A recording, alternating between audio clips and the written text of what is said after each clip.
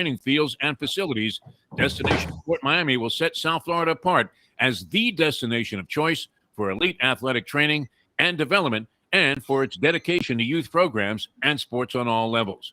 A phenomenal concept and a powerful undertaking, Destination Sport Miami will also be an important commodity in the sports business community as well. Destination Sport Miami, its time has come. Since day one of Old School, we've had Catholic Health Services be part of our family. They are recognized as the quintessential rehab facility in the Southeast for strokes, but it goes well beyond strokes because Catholic Health Services is in the community of South Florida to help the community stay healthy. And if they're not healthy, get them healthy and get them back on their feet quicker than they could have ever expected. They do it every single day. It's step and repeat 24/7. Catholic Health Services. From the newly renovated sports bar to the beautiful bayside views captured at the Tiki Bar, Jimmy Johnson's Big Chill has it all. Located at mile marker 104, the Big Chill also offers waterfront dining while experiencing breathtaking sunset views of the Florida Keys. It's simply the hottest spot in the Keys to cool off. That's Jimmy Johnson's Big Chill at mile marker 104 in Key Largo. For more information, call today at 305-453-9066. The championship meet is right around the corner at Gulfstream Park. The only place for live racing, Gulfstream's action has never been hotter. Whether it's on the track, in the casino, or part of the dining and entertainment offered at the Village of Gulfstream Park. Currently running Thursday through Sunday, Gulfstream's racing package is the best in the country, with all the top horses and people in the game pointing towards another tremendous winter season. Check out the remodeled first floor casino, open 7 days and nights a week, along with the many special events and concerts happening at Gulfstream Park. You can place your wagers from anywhere at firstbet.com. Check the calendar of events at gulfstreampark.com. Buy or lease a house and take it to the house at Deal Volkswagen. Anna and her team make your next VW purchase or lease so easy with new inventory rolling in daily and the biggest selection of certified pre-owned vehicles in the business. You can make your deal online at dealvolkswagen.com or visit the beautiful showroom in the classic location, 3601 Bird Road, right in the heart of the Gables. Or give Anna and the team at Deal a call at 305-448-DEEL. Jettas, Passats, Tiguans, Atlas models, and the hottest vehicle in the industry, the new Taos, all at unbeatable prices and all ready to roll off the showroom floor at the #1 Volkswagen dealership around, Deal Volkswagen.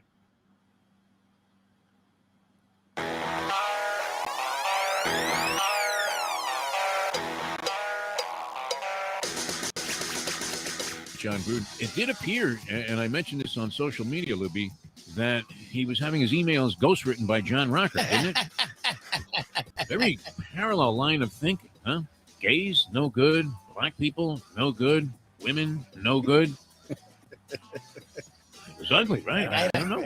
The only people he spared, really, I mean, it was like Moses came down from the mountaintop with the tablets there and said, please, spare the Jews. To see what's going on in the NFL is as a result of Gruden, and then what's happening on the field. It's been remarkable, absolutely remarkable. But I think COVID has had such an impact all over on every sport in some form or fashion, and we're watching it play out now. Everybody's mashugana. Use one of your favorite words there, Red Tony. Everybody's crazy. They don't know what to do. This Gruden thing is interesting on many fronts, and not the least of which, as Libby and I were discussing, is he spared the Jews, which I thought was very generous of him. We were probably the only people that he didn't disparage in an email to the Washington football team. Now, I know only you would come up with that. Only you. And here we have a very serious and people don't want to joke about situation, and you would come up with that. What else can you say? John Gruden, no, I mean, at least this, right? At least he spared the Jews. At least he spared the Jews. He did. He made you talk crap about everyone but the Jews. He didn't say anything about Julian Edelman, which is good. Is Edelman Jewish? We don't even know. Yes, he's Jewish, but born Jewish. There were no disparaging remarks made about the Jews. Everybody else was open season. It really was. I mean, we talk about a harpoon. We have put forth to Roger Goodell, who's got a lot of issues that he's dealing with right now with Gruden and all the different things that he had to say. Although he did spare the Jews, we were happy about that, John. Yes. As far as we know, we haven't seen. I spent most of last night, Mike Mayo, the Gambling Gourmet, reading through, I guess, the first 372,000 of those 650,000 emails just to see if there was anything else there. Maybe somebody else, should be on the hook. But nonetheless, Gruden was the one that got all the attention. But are you in favor of the idea that the losing team in tomorrow's game, all right, here comes the joke. The losing team should forfeit their passports and not be allowed back in the country. This has happened in the past. There's a precedent there. There was talk that they might leave Joe Philbin there when the Dolphins got off to yet another poor start during his brilliant tenure here. Well, here's the thing. I think they should take a page out of Ted Lasso, and the loser of this game gets relegated to the lower league, and actually make them start a British soccer team, and then maybe Brian Flores could be the next Ted Lasso. International hits. The time. Wake up with Defo, joined by Lubie. Welcome to the Defo Show.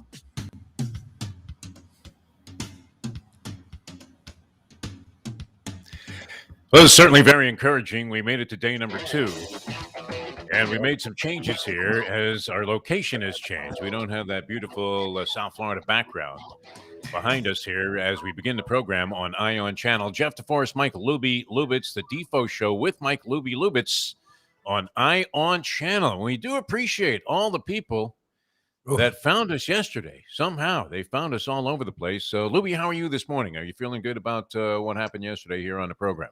I feel great. We got through show 1 with minimal issues, and I'm glad you're at home. I'm in my studio, and we're on air in day 2, which is a huge win for both of us. And again, thank you to Brad. I don't know if these guys are used to our hours, so thank you for the early wake-up call, everyone. Jack, everyone at IN doing a great job. Day 1 and now day 2.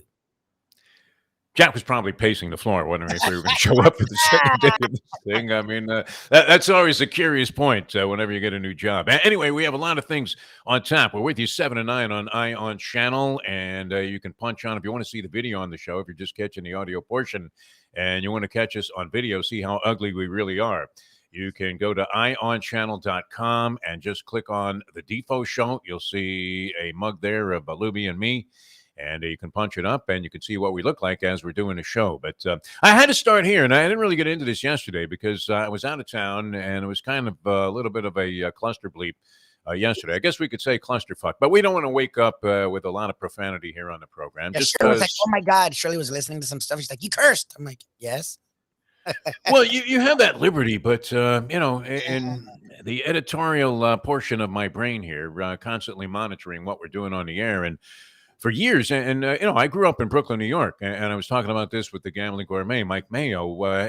To anybody that grew up in the inner city of New York or any of the 5 boroughs, for the most part, I'm not sure if this was true in Manhattan. I know it was true in the Bronx. I know it was true in Brooklyn. I know it was true in Queens, and a lot of that carried over to Long Island, where we punctuated every sentence. In fact, it was almost a competition to see how many expletives you could work into a single sentence. And to us, fuck was a comma. So for years, I've been battling this on the air. And now that I have the liberty and the freedom to do this, I don't know that I want to get too deeply into the overuse of profanity on the show. Every now and then, you throw an F-bomb in there, and it has impact, does it not? Yes. But you can get too comfortable with that. And I think you lose the whole process of, what we're trying to accomplish here, which is communication. That's what this business is all about.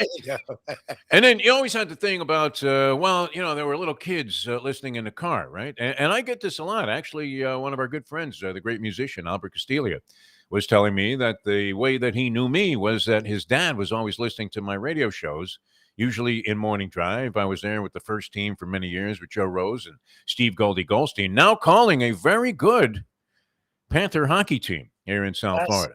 We have one team. It was always thought that the only thing people knew about ice in South Florida was what they found at the bottom of our martini glass. But ice hockey, and that's been, wow, you talk about the unbelievable pipe dream and selling false hope. The Panthers have been selling false hope since their inception, have they not? Ever since Brian Scrudlin, what was knocking pucks around, and they went to the Stanley Cup Final 1996, their 3rd year. And ever since that time, Lubie, it's just been a series of selling us false hope. But I think this year there may actually be a chance. This guy, Sam Bennett, that they picked up at the end of last season, turns out to be a monster, had a hat trick against the Islanders. They're off to a great start. And Steve Goldie Goldstein, originally with me on the first team on WQAM many years ago, now the Panther announcer. In fact, I don't think there's a single job that Steve Goldie Goldstein does not have. Is there anything this man doesn't do? I mean, you see him on the CBS nightly news now. Yep. World news. I'm not talking about local anymore. I mean, this guy has really branched out, but he has a great passion for the Panthers. Yes. I couldn't hear what you said there, Lubie. He does Dolphins pregame. He does everything now. He's like all over the place. Oh, that's right. Yeah, preseason games. He's on virtually everything. But what we didn't get into, and that's very promising. And I'm sure we'll talk more about that because the NHL season is underway. And have you noticed one thing? ESPN. Wow. I mean, are they transparent? They didn't even know hockey existed. They were more inclined to show women's field hockey on TV than they were to show the National Hockey League after they lost the rights. I don't know if they lost the rights or if they just said, you know what? I tell you what, Gary, it's really not worth it, what you're asking for. And now everybody's back in. They're all on board on the National Hockey League, which I think is great. I'm a big hockey fan, although one of the problems that the sport has, unfortunately, is that, and maybe this is true of us, Lubie, we're going to find this out over the course of time, maybe it doesn't play well on TV. We know that for a fact. It doesn't play well on TV. You go to a hockey game, you see all kinds of things that you wouldn't normally catch if you were just watching a game on TV. If you had never been to an actual arena, Lubie, do you remember when you went to a hockey game for the first time? You said, wow, Yes. what sport is this? Because you'd been watching it on TV, and I mean, they tried all kinds of experimental things to try and get people into the game, including my favorite of all time, which was the glowing puck. Remember when they had that? Oh, God, with the laser? Oh, that was the worst. It was great, right? I mean, the puck was in the goal there. The goalie was sweeping it out, but meanwhile, the laser showed it in the lap of some nun that was sitting right behind the glass in the front row of like the Comac Arena. Kind of like, and I thought this was much more accurate until I was watching the Ryder Cup. They use that same thing, the same principle when they try to track the flight of a golf ball in golf tournaments. And you're watching big tournaments and you see a guy get up there that maybe you even have money on, right? You always are betting Rory McIlroy. Why didn't you bet him this week, Lubie? You finally won one. Yeah, of course. Rory McIlroy. Of course. I don't know what his odds were to win this tournament. He's always one of the favorites. So Lubie always dives in and says, and that's usually your opinion that you render here on the show, in your attempt, like Brent Musburger, to bury America. I was looking for the lead into this thing because I was out of town, as I mentioned, and you could see, I mean, if you were watching the video of the program yesterday, did I look like death? I mean, I really did. I looked like I was ready for Halloween because I was coming off that quick turnaround there. I got into town about 2 a.m. and ran down to the studios, the Ion Channel studios, and Jack was there. And Jack and Brad had a very nervous look on their face, did they not, when they saw me? I mean, you weren't there, Lubie, but you could kind of sense a little bit of tension there at the studio because they're thinking, this guy might fall over at any time. You look fine. I didn't realize you were on the short run you were. You did pretty good for being only a few hours, I guess, coherent or off the run. Well, you're launching a new venture also, and we don't know. I mean, look, in any kind of media job, there's a certain amount of nervousness that goes along with anything at the very beginning. You're saying, is anybody going to like this? Are people going to be watching it? Is the video actually going to add something of any value to the thing? And if people see us, are they going to realize what clowns we are? We should just put red noses on here as we come on the show. So, I've been doing this for so long that you would think it's kind of the old Manny Mota thing where you could wake up and hit a line drive. Should be able to pull off a show, especially for a couple of hours, even on short sleep. And we've done it before, right? I mean, you've been under this same kind of stressful situation that I was experiencing yesterday. But there was the added caveat of having a little bit of nervousness associated with we don't know if it's going to work. And there was some of that going on today as we transition to the home studios now. And you were set up yesterday at home, Mike Lubitz, but this is the first for me. And you know how it is with me. I've been doing this a long time, but I don't know how to turn anything on. That's for sure. Is this on? Oh, yeah, it's on. Okay, all right, great. But anyway, want to get to the gist of the matter here because I saw Roger Goodell in the stands yesterday, and he was wearing a FanDuel shirt. He actually looked like Louis the Lipschitz, my longtime bookmaker and also quasi-attorney, who has made far more money booking action than he ever did in any court of law. That's for sure. Although he does overcharge quite a bit, and all of those dividends that he has received from being a shyster attorney for all of these years and the retainer fees that he's gotten from me. Because we have to have an attorney on call at all times. Yep. Lubie, you've come to realize that. Yep. And Lipschitz never really handles our jackpots very well, does he? I mean, his usual answer is, yeah, deal with it yourself. Exactly. I'm like, Lou, man, I'm paying you $1,000 a month just to represent me, even if there is no case. And then there's an additional fee if I have to get involved in something. And you're going to tell me, go ahead and handle that yourself. But then when I call him with my losing bets, he's more than happy to book the action. Of course. But Goodell is no different at this point, is he not? I mean, everything is related to betting at this stage. And even our good friend, and I remember the first time I encountered Brett Musburger was a sportscaster in Los Angeles. And then he transitioned into news, and we were all very happy about that, those of us that were doing sports coverage in Los Angeles, because Brett was one of those, and I'll give him credit, right? Does it pay to be overly aggressive, Lubie? Does the squeaky wheel usually get the oil? Do you find that euphemism to be true? The squeaky wheel gets the oil. Yes. If you're just, look what happened to us there in our previous jobs there at now what is now Fox Radio, right? Did we always do everything they asked us to do? Yeah. Did we ever complain about a thing, no matter how absurd the circumstances that were being dictated to us seemed to be? Did we go out of our way to do extra work? Did we pay for our own way to go to various things so that we could provide better coverage? And did we ever get somebody say to us, hey, you know what? Do you guys have something to eat when you're out there on the road? Why don't we reimburse you for your expenses? Never, right? They looked at us as suckers. They really did. And they were like, and then on top of that, they complained about what we did. What? You were out of town? So, yeah, we were at the Super Bowl trying to bring you guys some real radio coverage. And, you didn't get a whole lot of thanks for that. So if you are Mr. Nice Guy or attempt to be, it seems like it's unfortunate that the work ethic that is appreciated is the guy that kind of just bullies his way through, complains about everything, is always bitter, is making too much money, way out of proportion with what the talent or the job mandates. And that's the guy that they always come running after with wheelbarrows full of money saying, so sorry you were upset about that. Here's more money. Continue to do the job. But Musburger was kind of aggressive. And I remember that because he was covering a lot of Dodger games that I happened to be on the scene on when he was working. I think it was a CBS affiliate in Los Angeles. And he was always the guy that would push his way to the front and ask the first question. We were talking about that for our Believe podcast with John Feinstein. Feinstein, I think, is right about that. I don't know that I've ever asked a question at a press conference. You're the type that might pipe in there and say, hey, Coach, did you really mean to run the ball there on 4th and 1 when everybody knew that they were going to stack 11 guys on the line of scrimmage? What were your thoughts on that?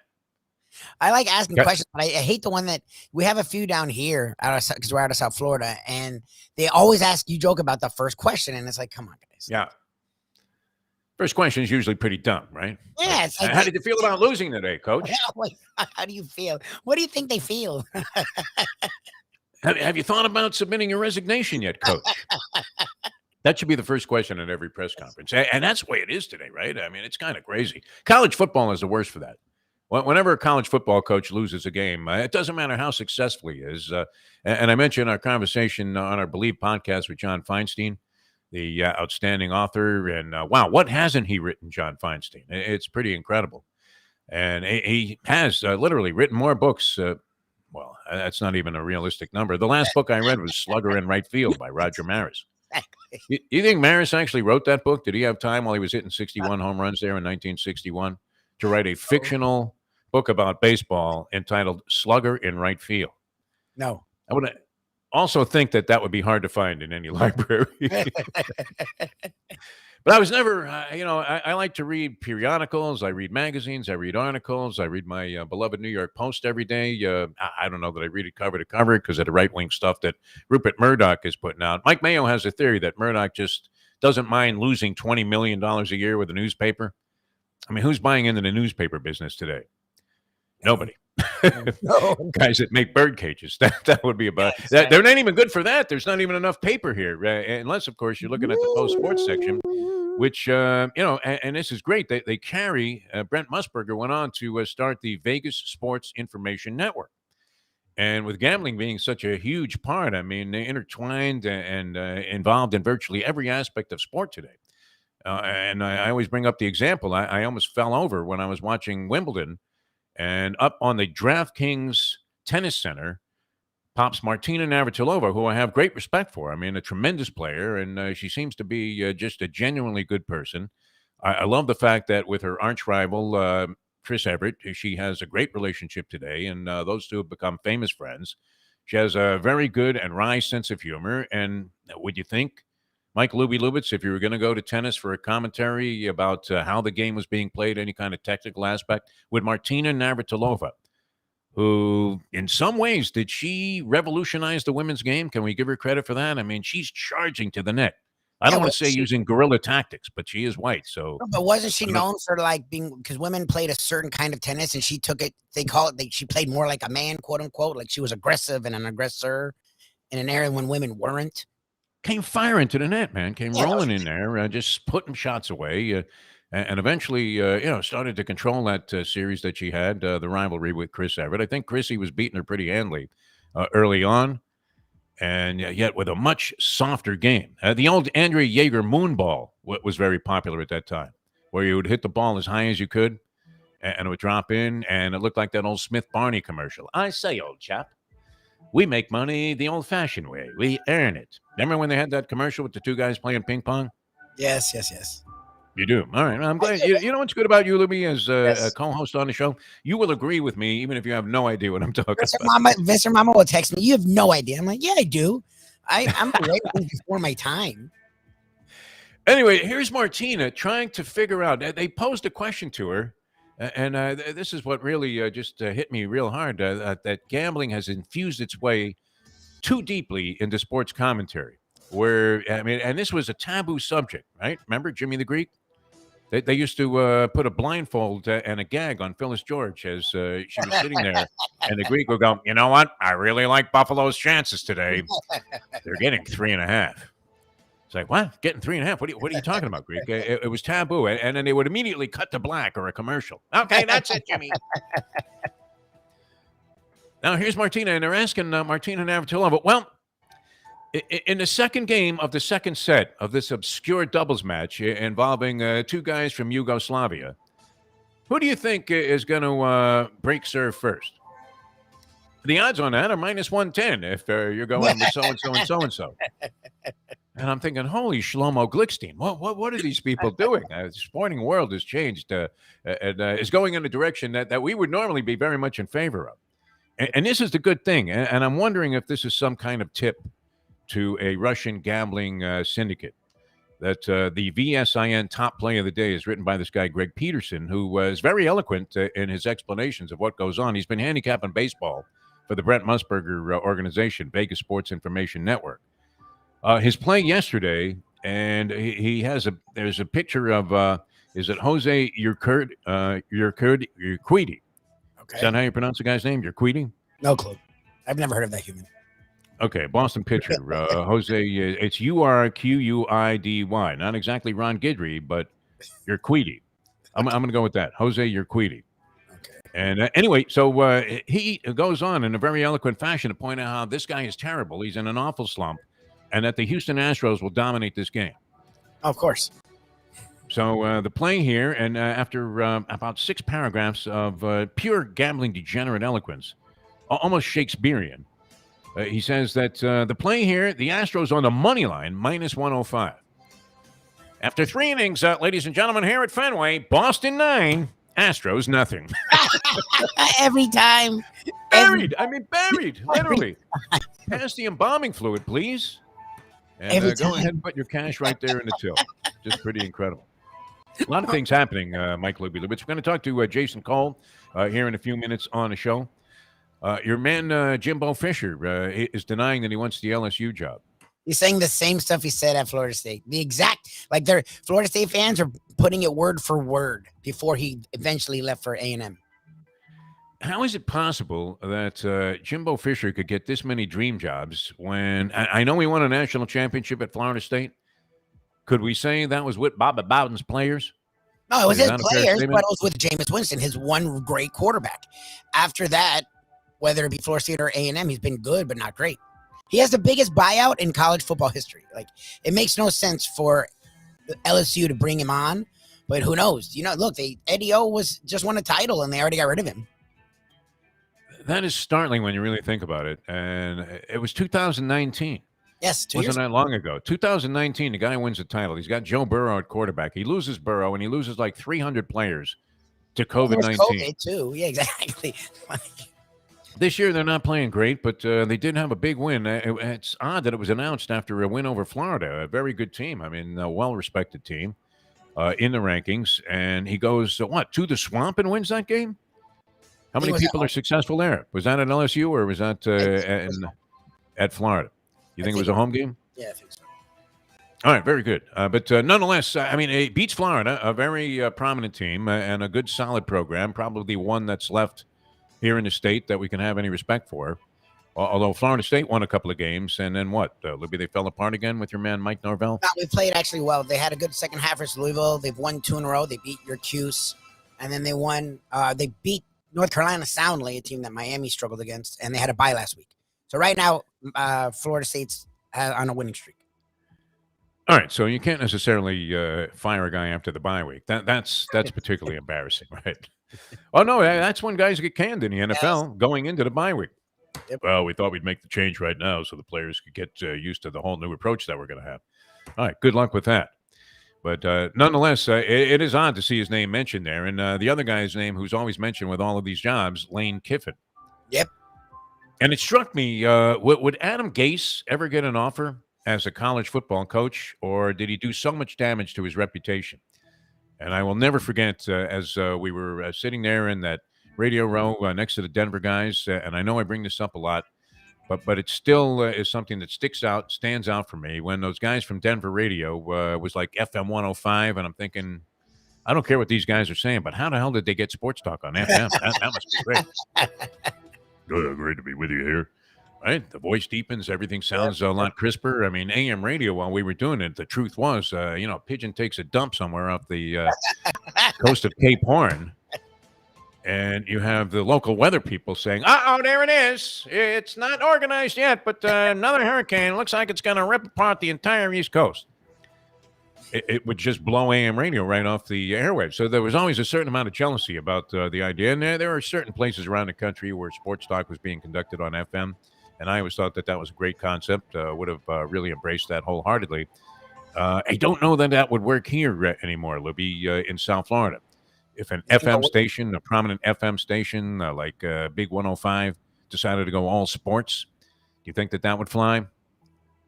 No. I think what we're doing is the move, honestly. And that's why I'm happy where we are now, because it's taking sports talk is taken to a much more global perspective. And that's the program directors at radio station just keep a loaded revolver in their desk drawer so they can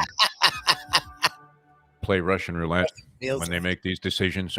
You know what? We're going all sports. Okay, yeah, that sounds really, really good. But nonetheless, yeah, it is good to be in this format. Absolutely right. Cars don't have radios anymore. I got a message from our good friend John Summers says they're not even putting radios in cars. 5 years from now, you'll never see a radio in a car anymore. A great tradition goes up in smoke. But those guys from the FM station in Denver, they're telling us that Adam Gase is a can't-miss Vince Lombardi clone, and he is going to be known as one of the great genius coaches of all time. And we thought, wow, good, because he was coming to Miami, and he goes 10-6 that first year. My heart really, I feel badly for Ryan Tannehill, the way that he was crucified here in South Florida. Turns out he's a really good player, really good teammate. I do remember my first impression of Tannehill. He got just annihilated in a preseason game.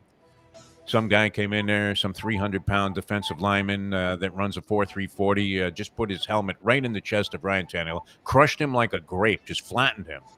And Tannehill goes to the sidelines, very woozy. He's wobbling. He looked like Evander Holyfield in the 12th round of one of those Riddick Bowe trilogy fights.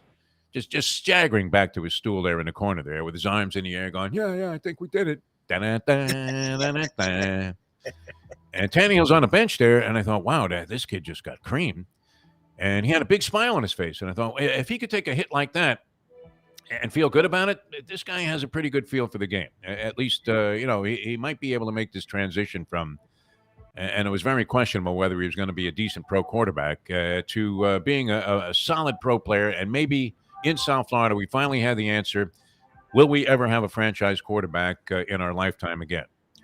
And Tannehill, I don't know that he ever fit that bill, but he was crucified here, Lubie, and you were probably the worst proponent of that. Charge. I still can't stand him. Do you want to go ahead and rescind any of that? Take back any of the comments that you made about Ryan Tannehill? He looked pretty good last night as a team leader, did he not?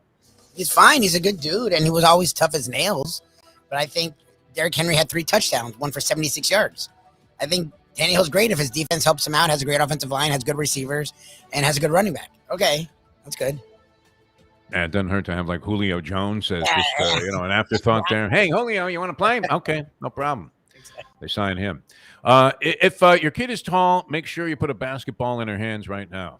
I am startled by the amount of money that's being doled out in the NBA. Is that all Chinese sneaker money?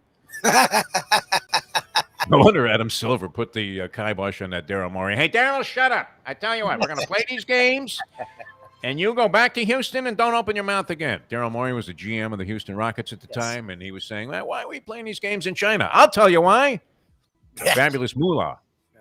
That would be the only reason why, right? I mean, and there were all kinds of restrictions, and the Chinese got all upset, and there was all kinds of controversy and animosity and acrimony, and Morey eventually got fired or left the Houston Rockets. And where did he end up, Daryl Morey? Atlanta? Sixers. No, he's like Sixers. That's right. Yeah, but he's not there anymore, is he?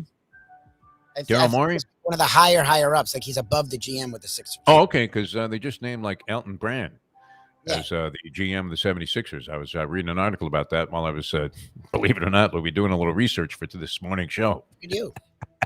You'll find that kind of funny because you're thinking to yourself, well, where is it? It hasn't surfaced yet, Defo. All you've done is condemn this guy, Greg Peterson and Brent Musburger, for the 1,000th time.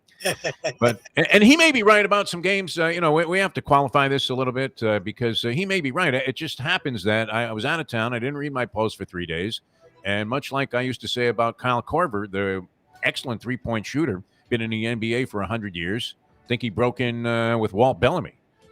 Kyle Korver, and everybody's talking about what a great three-point shooter he was and is, and I never saw him make a shot until finally, I forget who he was with at the time. He's been on like 100 teams, is he not? Yep. I believe Kyle Korver broke in with the Syracuse Nationals. He's been on teams that don't exist anymore, right? Didn't he play for the Sonics? Yeah, I think he did. But for whatever reason, I just never saw this guy make a shot. And it was a good-looking shot, and they looked like they were online, good trajectory. And I thought, when am I going to see this guy can one? He shoots like 50% from three-point range, and every time I see him, he'll miss like 4 or 5 in a row. And, it was just one of those things where I never saw this guy be successful. And that's what's happening with me and this Greg Peterson from Vegas Sports Information Network. Every time I pick up one of his articles, I go, wow. That sounds great. And here it is. I mean, you could go ahead and just flush it down the toilet here along with your money. Because that's the thing. Astros money line. Astros money line. He's very decisive, strong wording, descriptive, has research. And then not only he's always wrong, he's always way wrong. Like it's not even close. It is astounding that this brilliant logic could possibly be so far off base, but that's what gambling is all about, and that's why Roger Goodell is loving it, my friends. Why do you think they're pouring so much money into trying to encourage you to wager on these ball games? Because in the end, you're a loser. I don't know. Is anybody doing well this year on the National Football League? A lot of chalk was winning last Sunday. Lubie, did you catch that? Chalk all over the place. Chalk City. Yep. So the players had a good day, and the books had to eat it for 1 week. But you know what? Who's happiest of all that they added a 17th game to the regular season? Not the players. The house. The owners, maybe. I think it's the MGM Grand. Exactly. Notice more construction in Las Vegas than any other city in America, and it's going on right now. All right, we have a lot to do here on the program. We're going to talk to Jason Cole here in just a few minutes on the show. Jason Cole, one of the outstanding NFL analysts and writers. He's been doing it for a long, long time. So we'll dig into the National Football League. Major League Baseball, 2 games today. Atlanta and the Los Angeles Dodgers. And Atlanta leads that series 2-0. And the Boston Red Sox also in action again against the Houston Astros. after a bludgeoning last night. The Boston Red Sox 12 with their third grand slam in the last two games. 12-3 over the Houston Astros. So Boston now with a leg up on that series, 2-1 over the Houston Astros. Do people just routinely now root against the Astros? I told you, I like Dusty Baker. He's one of the first guys I ever interviewed. And what people don't realize about Dusty Baker, because there's been some question as to why he doesn't have the toothpick anymore. He was one of those guys, I believe Renee Latchman was one of those guys, always had a toothpick in his mouth. Have you noticed that? Dusty Baker, no toothpick? Always. Yeah. Well, I mean, what happened was, he was under so much scrutiny there, after he got the Astros job, because everybody was watching to see if they were still cheating, and you could hear it. Fastball. Curve. They had Timbali set up in the dugout. It's fantastic. So they could tip the pitches for Altuve, who somehow still is hitting a lot of home runs. Although, what happened to him? He became a little butterfingers, huh? Jose Altuve, a lot of errors. But Boston with a leg up on Houston. I think everybody roots against Houston. And Baker, that toothpick disappeared, but at one time it was a bat that he had sticking out of his teeth, and he had so much different problems, so many different problems during his managerial career that it had whittled down to just being a toothpick.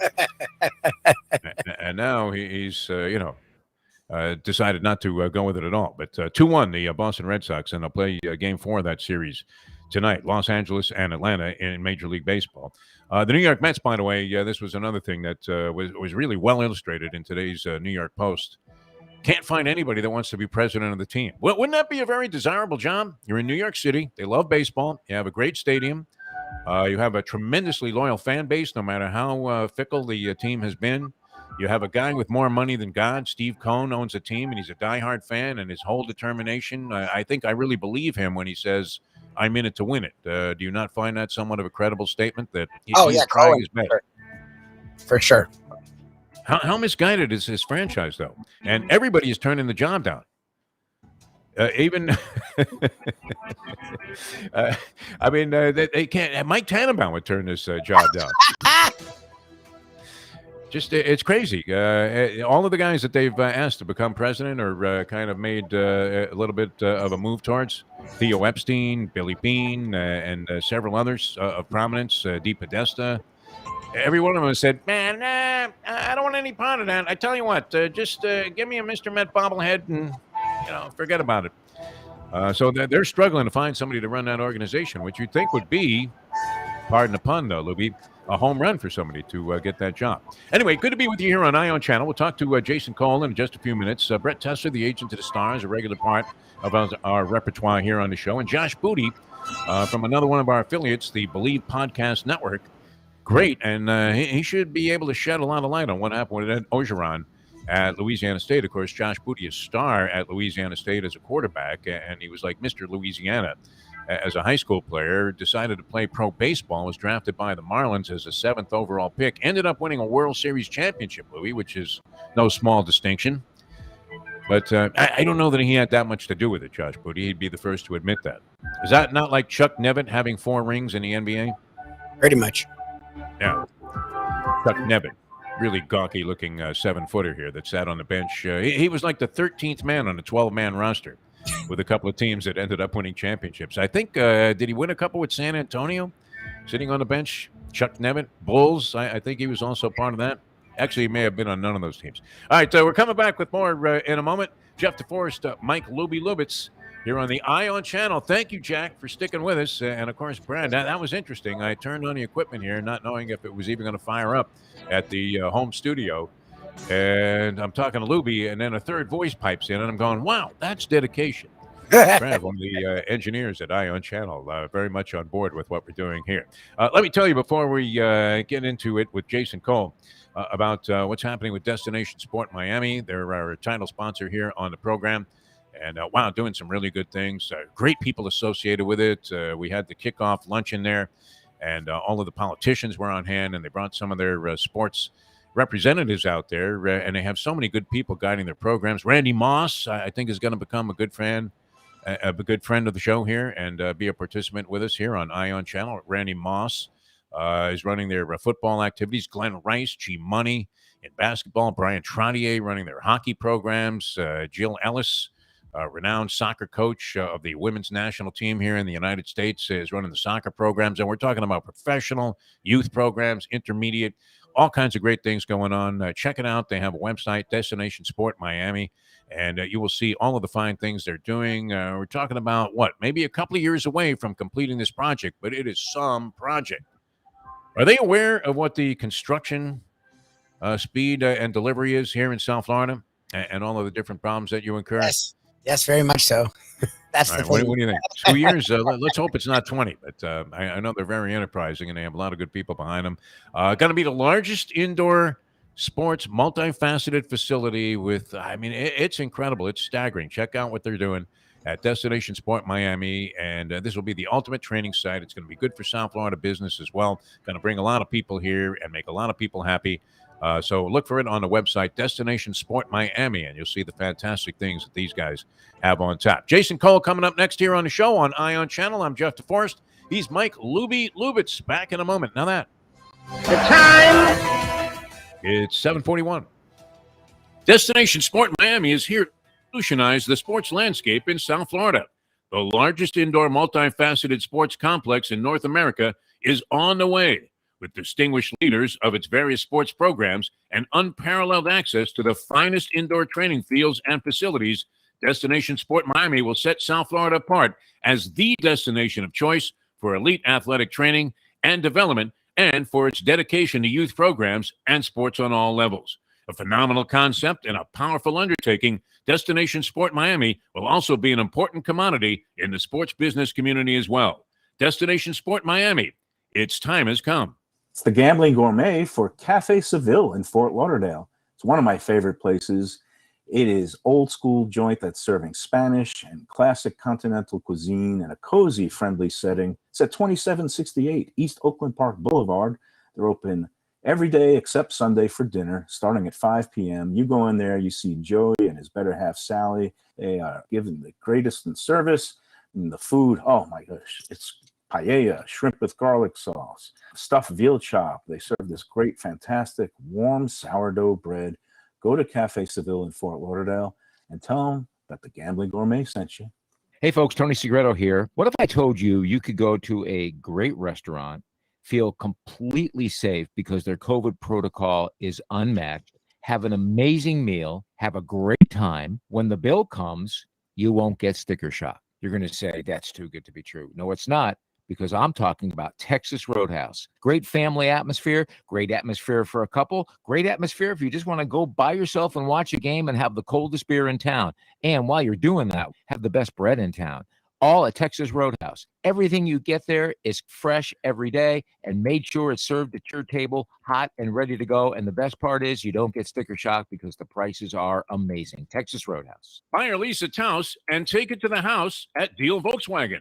Anna and her team make your next VW purchase or lease so easy with new inventory rolling in daily and the biggest selection of certified pre-owned vehicles in the business. You can make your deal online at dealvolkswagen.com or visit the beautiful showroom in the classic location, 3601 Bird Road, right in the heart of the Gables. Or give Anna and the team at Deal a call at 305-448-DEEL.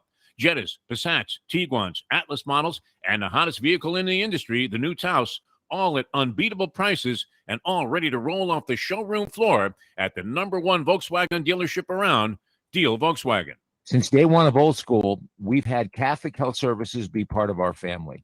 They are recognized as the quintessential rehab facility in the Southeast for strokes, but it goes well beyond strokes because Catholic Health Services is in the community of South Florida to help the community stay healthy. And if they're not healthy, get them healthy and get them back on their feet quicker than they could have ever expected. They do it every single day. It's step and repeat, 24/7. Catholic Health Services. The great Jason Cole joins us here on the show. The more Jalen Ramsey you can bring me, the better. No, it's great. I mean, you can wake up, it's like Manny Mota, wake up out of a dead sleep in a line drive into center field. How many of your listeners know who Manny Mota is? They should. I mean, you know what? We're all about the history. No. Lubie. Who's Manny Mota? He played for the Dodgers? Dodgers. Yeah. Dodgers. I remember him as a Manny Dodger. Mota. He played for a few teams, like about 11. I grew up liking baseball. Like I'm old soul, so I might not be the modern day millennial or whatever. There's an old crotchety Jewish man inside the soul of one Mike Lubie Lubitz. It doesn't matter. Hey, yes. Son, yes, old Manny, get off the bench. And you are. That's a bench, and it was ice. It's a mashugana. It's now time for the Defo Show.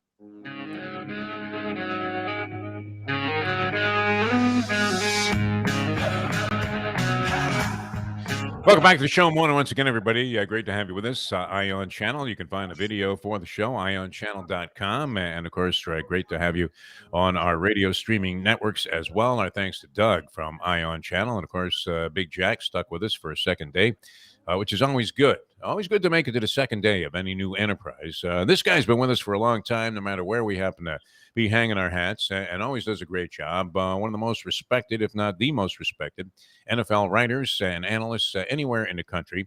The great Jason Cole joins us here on the program. Jason, how are you, my friend? Thanks for being part of our new venture. Well, congratulations on the new venture. Very, very happy to be here. I'm very happy that you guys have found a new home. Yeah, it's great too, because I was practicing what was going to be my next broadcasting line for a while here, and we had about a month in between our last job and the launch yesterday of this new program and this new format. And I got really good at saying, Jason, ma'am, would you like that supersized? And it came out loud and clear, and people would say, wow, you got a great voice, you ought to be on radio. So here we are, we're back again. Jason, great stuff in the NFL. I mean, there were a couple of games, including last night's ball game with the Buffalo Bills and the Tennessee Titans that were just sensational. And I think the one that had to be the show stealer, of course, was the wild finish of that Dallas-New England game. Your thoughts on what we've seen transpire, and what would this be? That was like week number 6 of the National Football League play. What really stands out for you at this point in the season? Usually I have a pretty good handle on how good teams are and how consistent I expect them to be. And, it's not like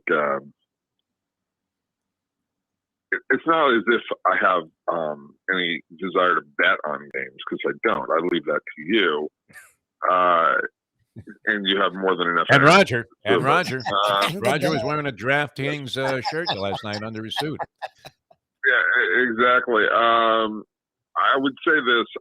There's an unpredictable nature to teams this year that I'm a little...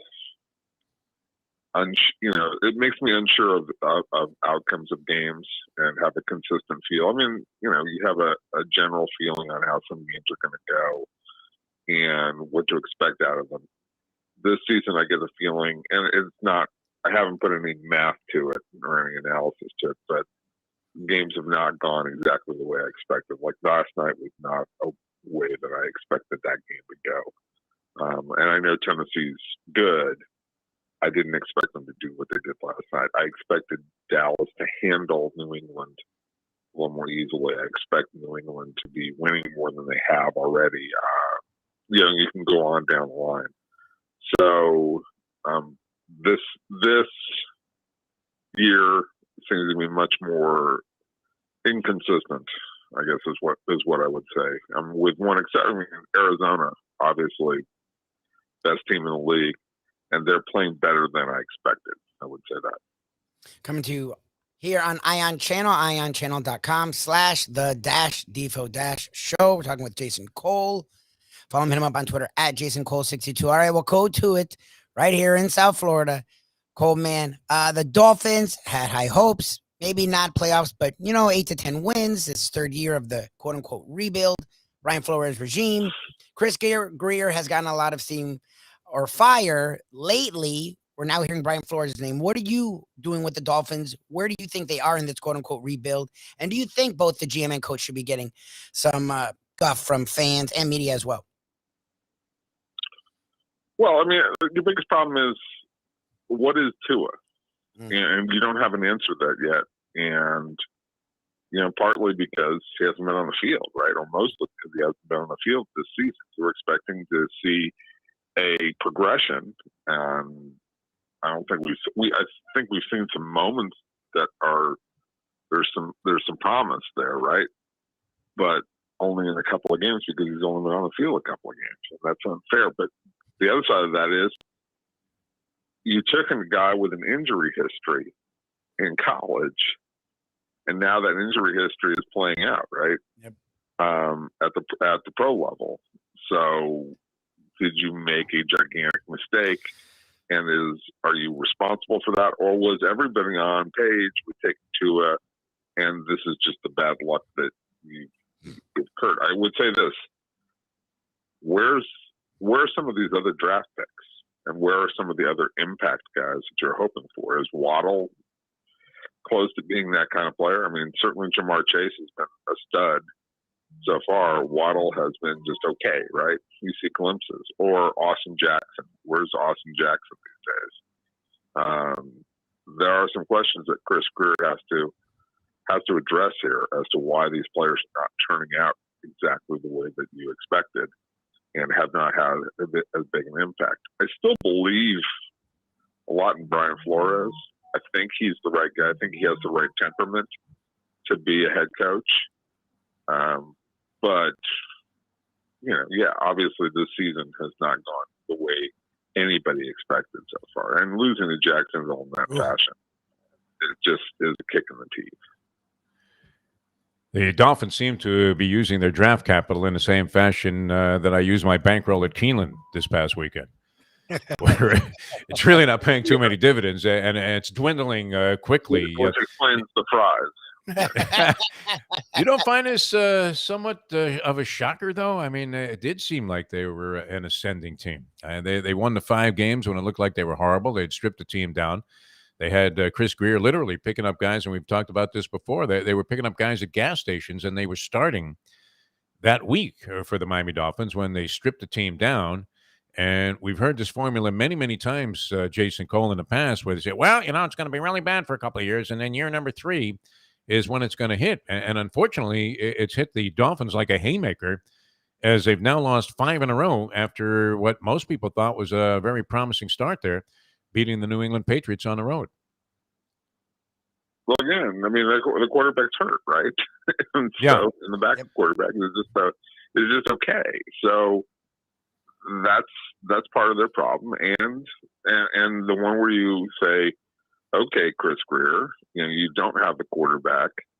Do you have enough stars around the quarterback to make up the difference and help? And there's the Indianapolis game. I mean, there's a lot of ones that have gone the wrong direction so far, where you're a player or 2 away. But I will say this: when I looked at their schedule before the start of the season, I was like, there's a real chance this team's 1-3, and that would have been with Tua, right? When you looked at how this might play out after the first 4 games, now you're after the first 6 and you're 1-5. So yeah, things are collapsing. But are you willing to stay with the guys that you have to carry out this plan and say, okay, these are sometimes some of the glitches that happen. And look, you've seen what they've done. They've gone from one extreme to the next. And change direction so many times. I'd just be patient. Just ride this out and try and believe in the guys that you have, and believe that they are the right leaders. And I believe that Flores is the right guy. Greer, yeah, I'm a little suspect about right now. I'm a little bit concerned how this is going. No one's seen him around town, by the way, Jason. He's playing very low at this point, which is never a positive indicator of things to come. There have been no Chris Greer sightings anywhere. I mean, I don't think he goes shopping. He doesn't go out to restaurants. He doesn't drive on any of the local highways. We have Jason Cole with us on Ion Channel. Yeah, he's not dancing down A1A on a Friday night. Is that what you're saying? Speaking of which, how would you characterize this beginning of the coaching career of one Urban Meyer, who is now, as we mentioned yesterday on the program, our inaugural show, is only 346 wins behind the great Don Shula?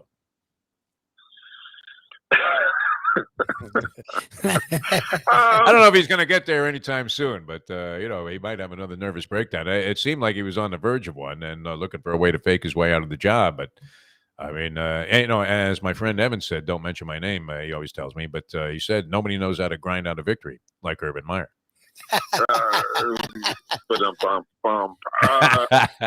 We had to do something like let's that. just say that. Oh, absolutely.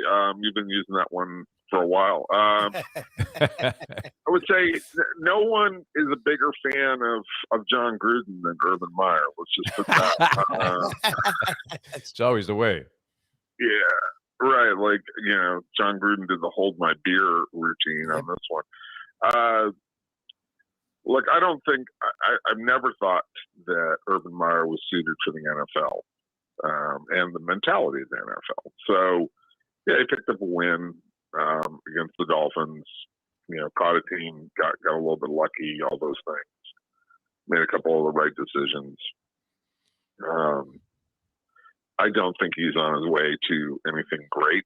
I think this is just, a happens chance win for them.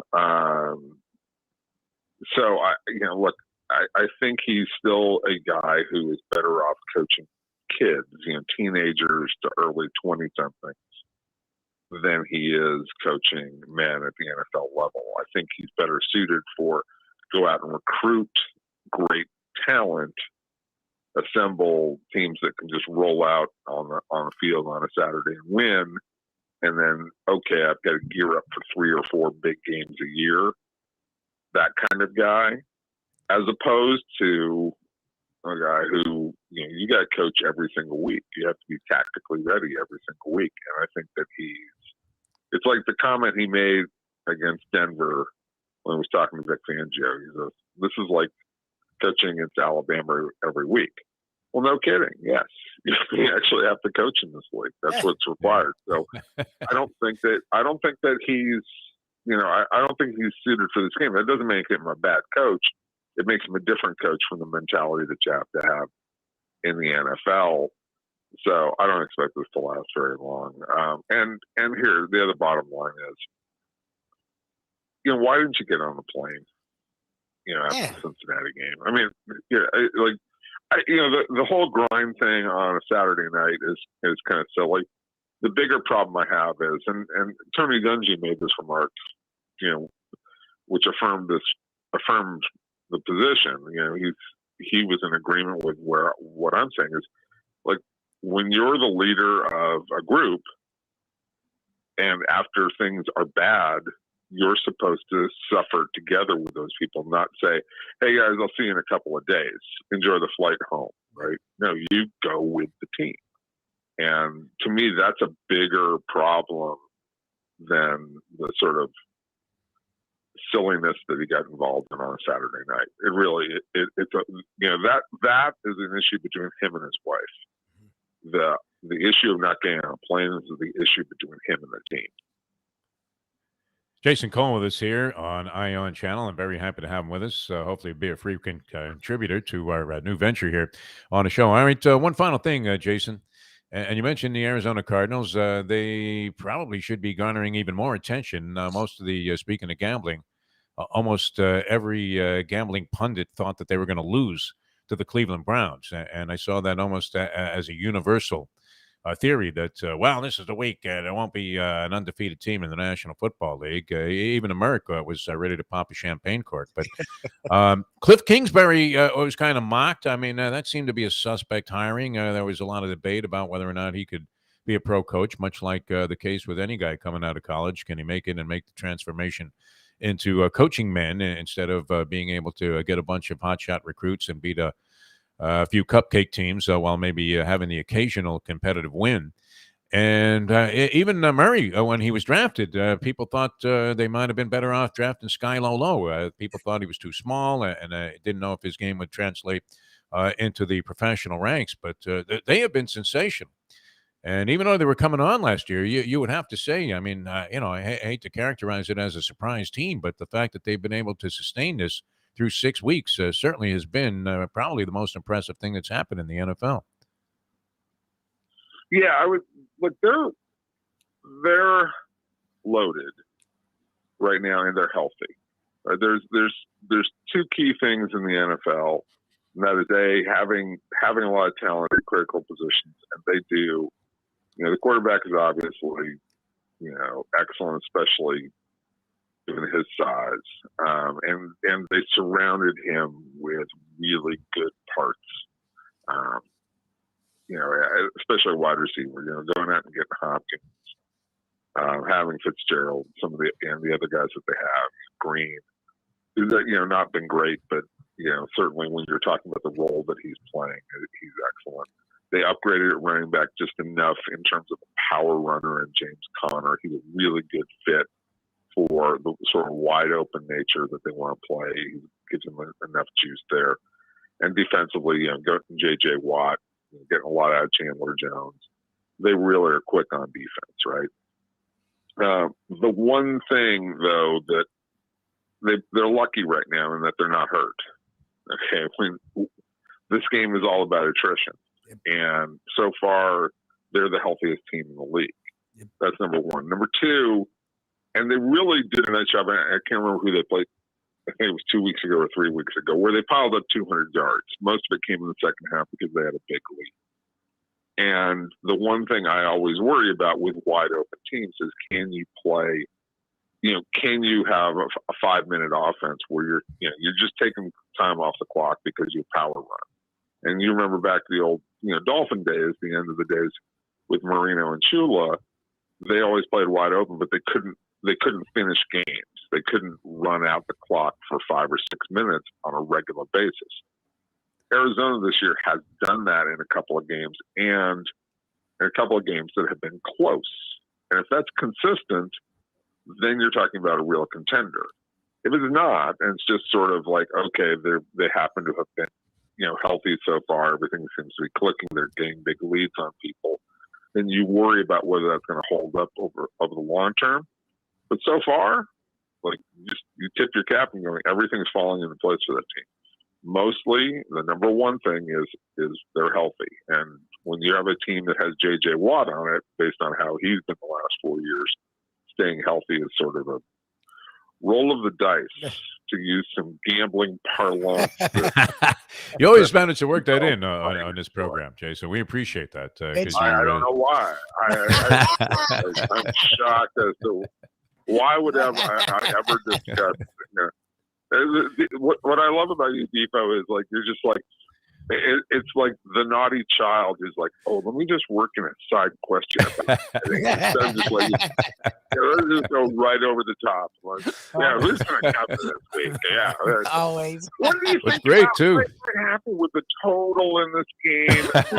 I'm a little bit, you know, I'm intrigued by whether this is a possibility. I don't mean to say over. But, you know, can we go over, or is it under this? You know? Everybody's talking about it now. I mean, even the uninitiated and uneducated when it comes to this kind of stuff, they're all recommending various plays. This is what the world has come to. It's finally come around. We were ahead of our time, Jason. Yes. In being degenerate, sicko gamblers. Yeah. Definitely, you know, we should have been born 30 years later. We would have really been knocking it out of the park. Jason, always a pleasure, my friend. What are you working on? Of course, Elway, A Relentless Life, a must-read for any sports fan. Brilliant piece of work by Jason Call. Lubie mentioned the Twitter site where you're constantly putting out inside information and beating all of the rest of these so-called NFL insiders to it and coming up with the accurate stuff. I think the last time we spoke, you were working on something very interesting. Am I not wrong about that? Well, I'm finishing a book about a young man who was paralyzed in a national championship rugby game. He's an inspirational speaker right now, so that project's going very well. I'm in the middle of finishing up a script about a story that you love very much, which is James Hogue, the mystery runner who lied his way into Princeton University. Oh, that thing was great. Yeah, that's a great story. Yeah, and knock on wood, somebody will actually buy that script at some point in time. And, nice. And so, you know, and there's 3 or 4 other projects beyond that, aside from, you know, my constant dabbling in football. But yes, that's what's going on. All right, sounds good. Always a pleasure, Jason. Thanks so much for joining us. We'll talk to you again in the next week or so, and always great getting your insight into the National Football League here on our new Ion Channel program. Thanks so much for being with us, my friend. Excellent. We'll talk to you later. Take care. All right, Jason Cole.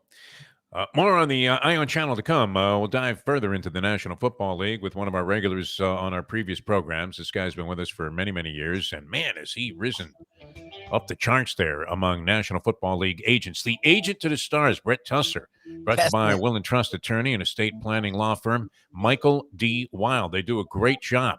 Took care of my brother and me with my mother's living trust, and when she unfortunately passed away in June, this wasn't a guy who abandoned you. It wasn't like Lipschitz where you couldn't find a guy like, hey, Lou, you going to pick up the phone? Huh? It was right there every step of the way. And believe me, you can put your money in all the banks that you want. And when you check out, they don't want to release that capital. They make it as difficult as they can. Michael D. Wild can meddle his way through all of that for you. Brett Tusser, the agent of the stars, coming up here on our Ion Channel, channel.com. And all you have to do is click on the Defo Show. Jack Neymar has made that very simple. And I believe Brad may have had a hand in that.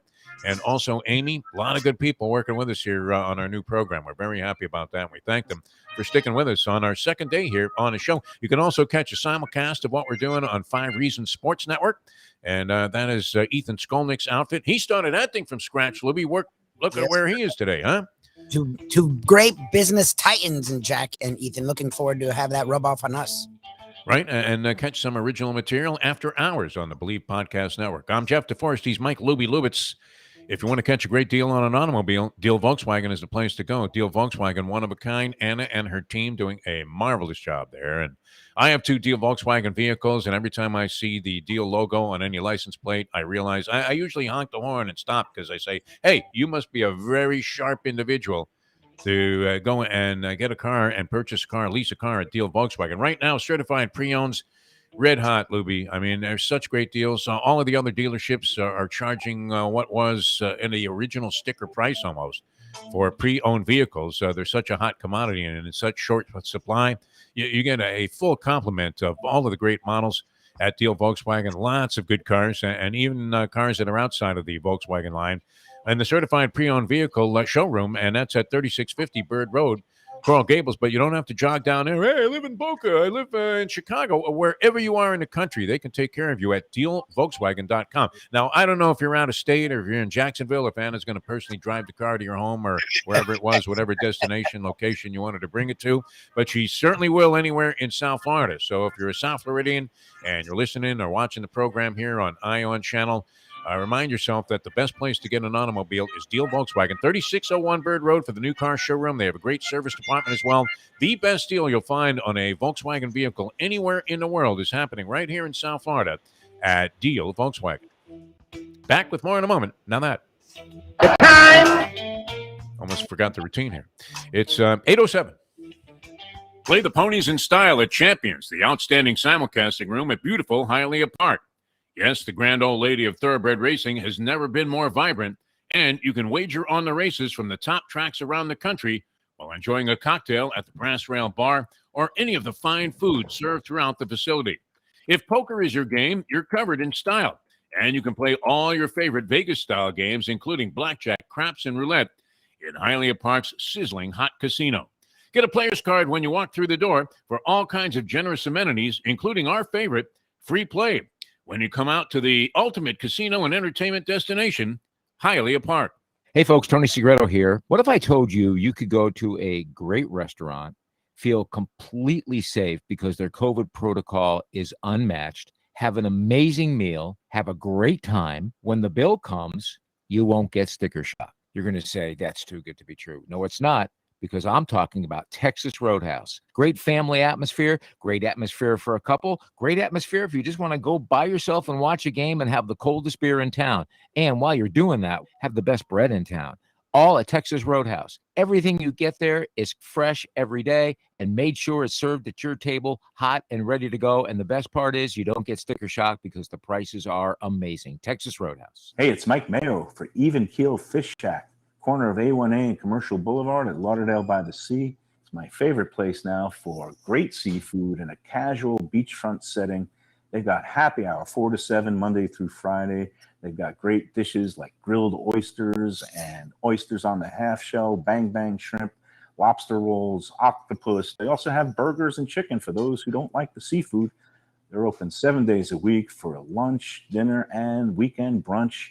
Go to Even Keel Fish Sack. Go say hi to Dave and Brad and tell them the Gambling Gourmet sent you. Recently we realized it's not just hurricane season that can hurt us. Any time of year, things can happen to your home or business. And the insurance company can be your friend, but they also can be your enemy. Horizon Public Adjusters, Justina Testa, are here for you to help this process go so much easier. Before you call your insurance company, call Horizon Public Adjusters and Justina Testa at 954-809-8752. Would you go into court without an attorney? So why would you go up against an insurance company without Horizon Public Adjusters and Justina Testa? 7 to 10 times more money recovered with a public adjuster than if you went on your own. If there's no recovery, there's no fee. Give them a call at 954-809-8752.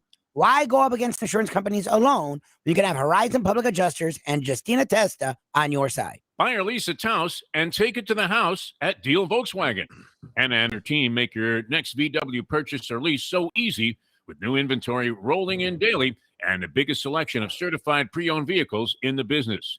You can make your deal online at dealvolkswagen.com or visit the beautiful showroom in the classic location, 3601 Bird Road, right in the heart of the Gables. Or give Anna and the team at Deal a call at 305-448-DEEL.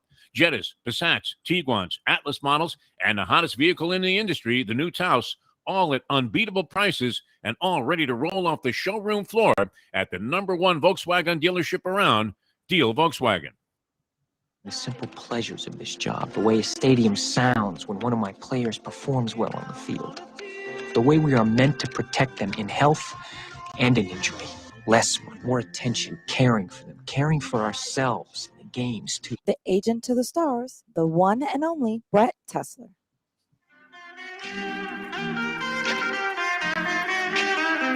Welcome back to the show. Great to be with you here on Ion Channel. Jeff Deforrest, Mike Lubitz, the Defo Show, featuring Mike Lubitz.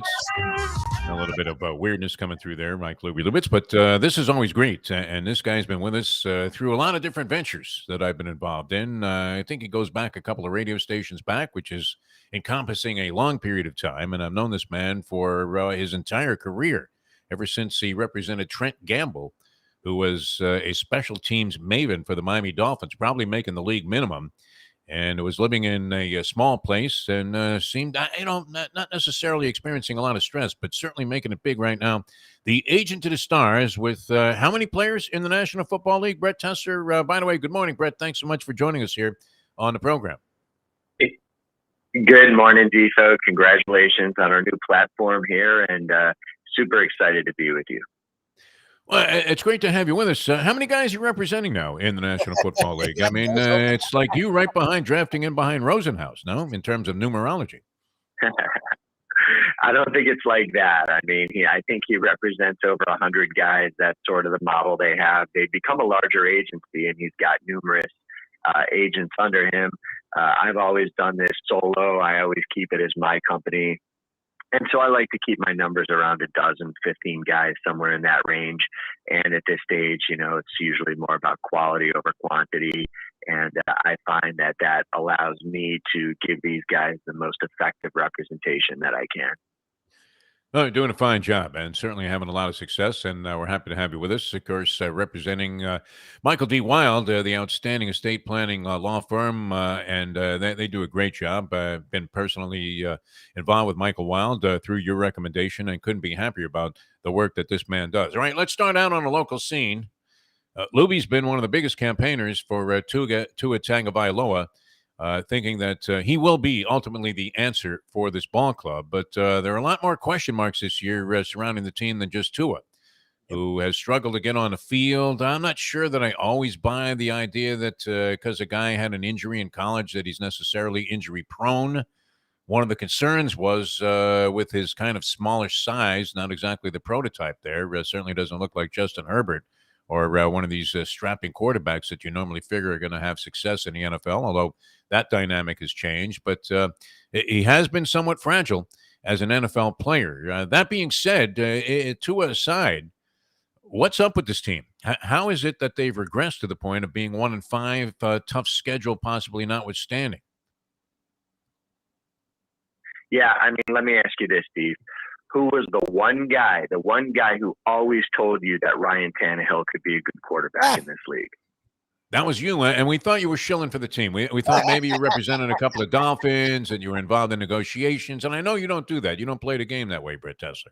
Always very straight up, and that's what we love about you. But you insisted that this guy who was crucified, especially by Lubie, a disgrace, what he had to say about this man. Yep. What was a good quarterback. He got into another situation, but unfortunately, that's not uncommon for guys who have played for the Dolphins or Adam Gase. Well, in my 23 years in this business, I'd like to think I've learned a little something about football, a little something about evaluating players, and I've gained an understanding as to why some guys succeed and why other guys fail, and why guys may fail in one spot yet may have the ability to succeed in another.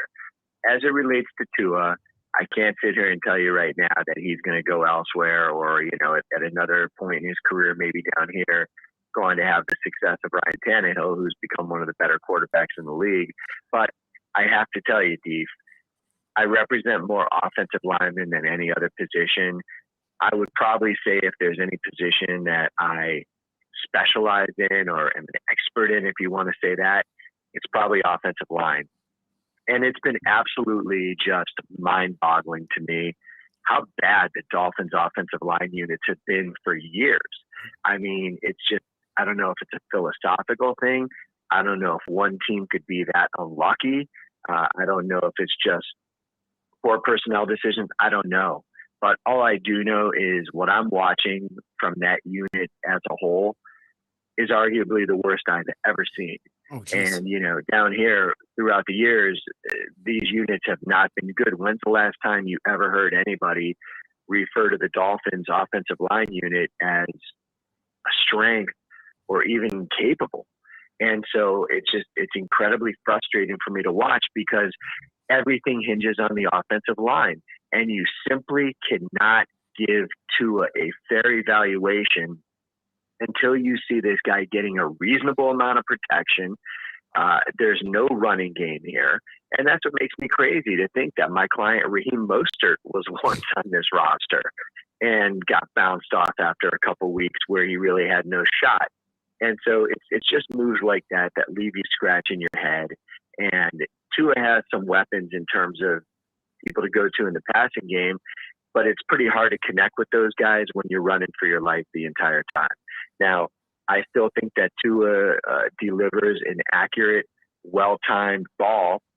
It's usually in shorter to intermediate passing routes, but you could see how a guy like this might be able to succeed in a West Coast type offense, a quick hit, dink and dunk type offense.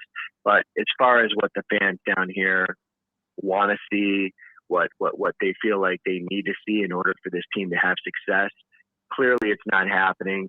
And then, as we always discuss, the ultimate salt in the wound is Justin Herbert. And so if he weren't picked directly after Tua, it's one thing just to see your young quarterback going through the struggles. But when you see the guy drafted at his position directly after him, go on to show that he's going to be one of the best quarterbacks in this league for the next generation, that makes what's already a tough pill to swallow just beyond unconscionable. We're talking with Brett Tesler, NFL agent, coming to you Ion Channel, ionchannel.com/the-Defo-show. Also, defoandlubie.com/live if you want to hear us on stream. Test man, that's the thing. It's funny. I have a buddy that I've known my whole life, and he'll just scream out offensive line because my father, literally since childhood, has been complaining about the Miami Dolphins offensive line. It's funny. You bring up Herbert, but in one offseason, they went from having one of the worst offensive lines to one of the best. Chris Greer's been here for years, even before with Tannenbaum, and has not been able to fix the offensive line. We talked with Jimmy Johnson, and he said, look, the funny thing about offensive lines, it's not the players. Look at Dante Scarnecchia. The Patriots every year change out offensive linemen. There was one coach, he never let go of Bill Belichick, Scarnecchia.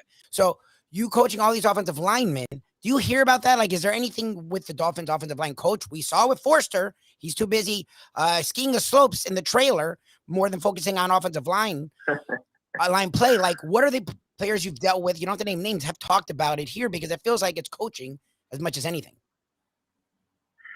Well, there's been some turnover here at that coaching position. Dave Guglielmo is here, and he obviously ended up getting bounced prior to last season. Nobody knows better, I would think, than Brian Flores and Chris Greer. So when moves like that are made, you have to assume that they have a good reason to do so. You talk about Dante Scarnecchia and the success that they've had in New England. Yes, there has been a lot of turnover, and the reason why is because they've drafted extremely well. Yeah. And once some of those players start approaching free agency in 3-4 years, other teams want them. And so you have to think about the areas to spend. And throughout the years, when you've got Tom Brady, when you've got Rob Gronkowski, when you've got some of the incredible studs that they've had on defense, on the edge, those are positions, defensive backs, Devin McCourty, guys like that. You have to look at areas where you can try to replenish and stay affordable. And so they've continued to draft well. The Patriots have at that position. And it's not just that they're getting the most skillful guys.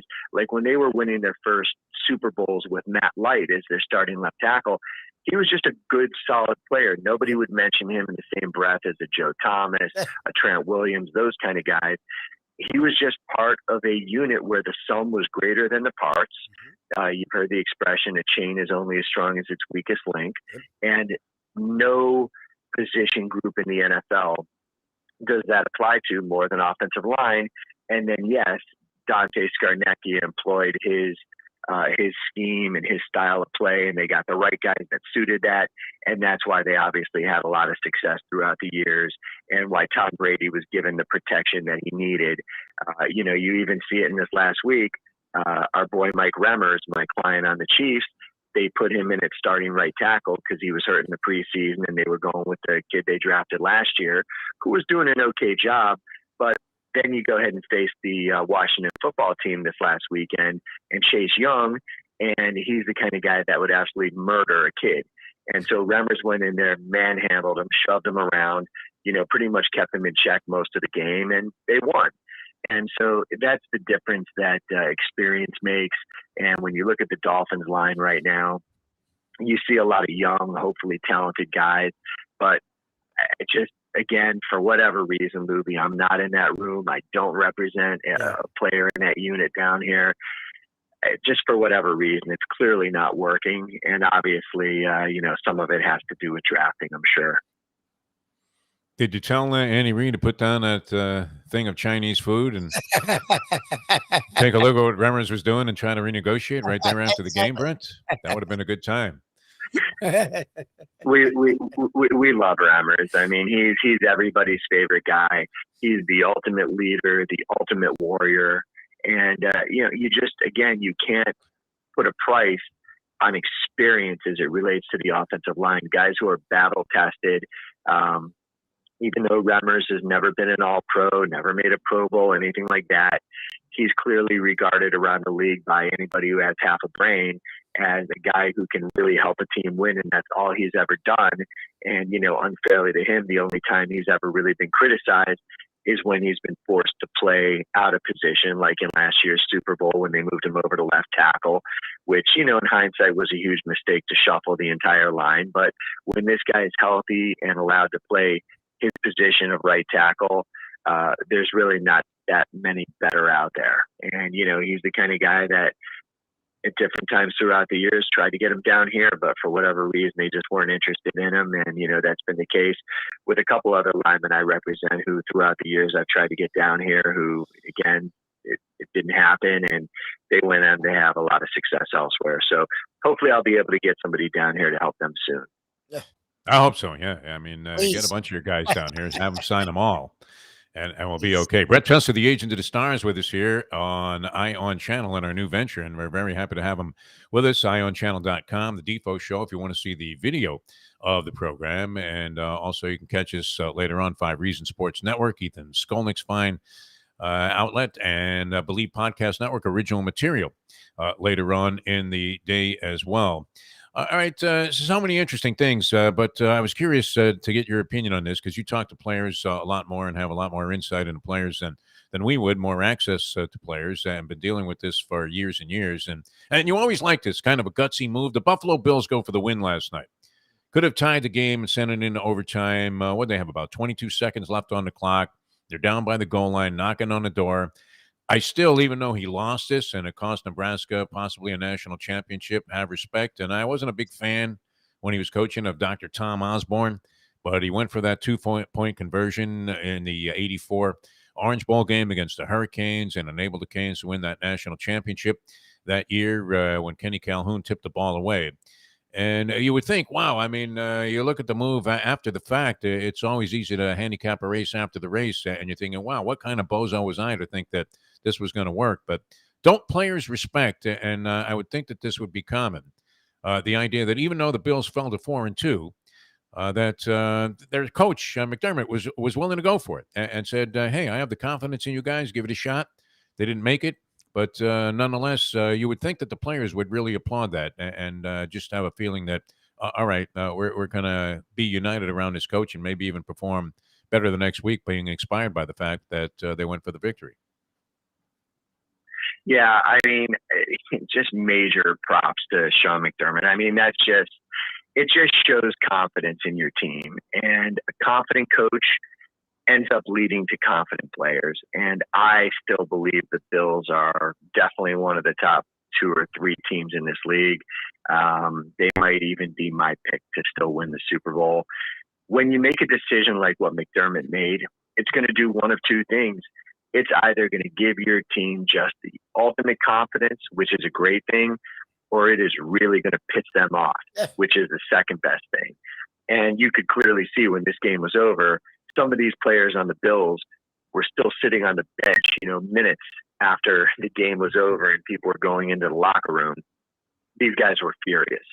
And that's a good thing because when you combine this type of talent, obviously they've got themselves a great young franchise quarterback, and they put together a very good offensive line, plenty of weapons, amazing defense. That team has it all.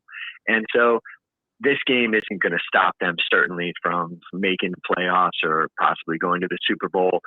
This was a major gut check time. It's a good time of the year to do something like this just because, again, it just tells your players, I believe in you. And so that goes so far with these guys, you have no idea. I have some players on some other teams, I'm not going to mention names, where you're just looking at the absolute worst in clock management decisions. You're looking at the absolute worst in game management decisions, in-game decisions by the head coach. And no comment. These things. No, I'm not saying it's Israel. I'm just saying that these are things that, clearly if you're a player on these teams, it's in the back of your mind that, geez, if this game comes down to the wire, what's going to happen? What's our coach going to do? Well, if you play for McDermott on the Bills, you know that your coach is going to believe in you and he's going to put you in a position to win and he's going to let you have an opportunity to win the game right then and there. And to me, that's the kind of coach I want to play for.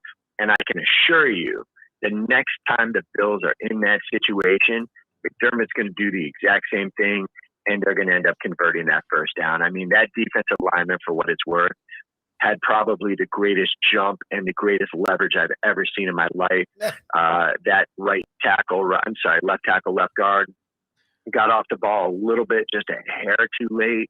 And again, that end on the Titans ended up just blowing up that play. And to their credit, they ended up winning the game. They're a very, very good team as well. I think Aaron Rodgers spent most of the offseason face down in a snowdrift somewhere outside of Green Bay and Lambeau Field after that Matt LaFleur decision to go for the field goal instead of giving him another shot at possibly putting Green Bay in a position to go to the Super Bowl. And I always hate that when coaches wimp out. So even though it didn't work out for McDermott last night, you had to applaud the move. And still to this day, going all the way back, I remember being at the Orange Bowl that day when Osborne went for the 2, and I can still hear the dulcet tones of the great Sonny Hirsch, longtime voice of the Hurricanes, going, deflected away, deflected away. Of course, Sonny had money riding on the game. I think he had the Canes on the money line, which getting 17 in a hook there, that had to be a substantial score for him. So no wonder he was able to. He wasn't faking that emotion. Brett, always a pleasure. And I mentioned this. Yeah, go ahead, Brent. Just very quickly, it's sort of like playing blackjack. You can't play scared. You just got to play your hand the right way, regardless whether you have $5 or $500. There's a right way and a wrong way to play the hand. And in last night's game, again, I think McDermott played it the right way. And you know what? That scenario may end up deciding this year's Super Bowl if the Bills are in it. Who knows? And again, if you're a player on this team, you've learned your lesson from this play. It leaves a bad taste in their mouth in a good way. And again, I promise you, the next time you see them in this situation, McDermott's not going to back off, and you will see them convert that play.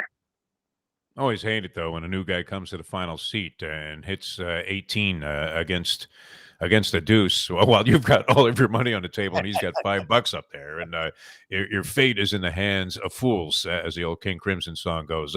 You don't want your fate in the hands of fools when it comes to your assets and or whatever it is that you're going to give to whomever is going to be following you in this lifetime. And wills and trusts, I mean, it's not necessarily a subject that people are thinking about when they wake up in the morning, but they should be. Because once you get this in place, it's going to make all the difference in the world to the people that you care about and the things that you care about the most. Nobody better at this than Michael D. Wild, and estate planning as well. I mean, you want to make sure that you have your assets going to the right places. You know, the only people that don't like thinking about it are people that haven't gotten it taken care of. And so that's why anybody out there who needs to get their estate plans in order, reach out to Michael Wild, southfloridawills.com. You just realize how quick and simple and affordable the process is. And once it's done, it just gives you and your family ultimate peace of mind. It's something you don't need to think about again, worry about again, or deal with again. And so, I myself procrastinated probably longer than I should. And I'm just thankful that somebody recommended me to Michael Wild. And it ended up being the greatest thing that, we could have done for our family. And obviously, Deep, you've reached out to him and he's helped your family. And so anybody out there listening that needs to get their estate plans in order, could be the simplest will and trust, way more complex forms of asset protection. Reach out to Michael Wild, southfloridawills.com. Brent, always a pleasure. We'll talk to you again next week. Thanks so much for joining us here on the program. Awesome, guys. Congrats again, and look forward to talking next week.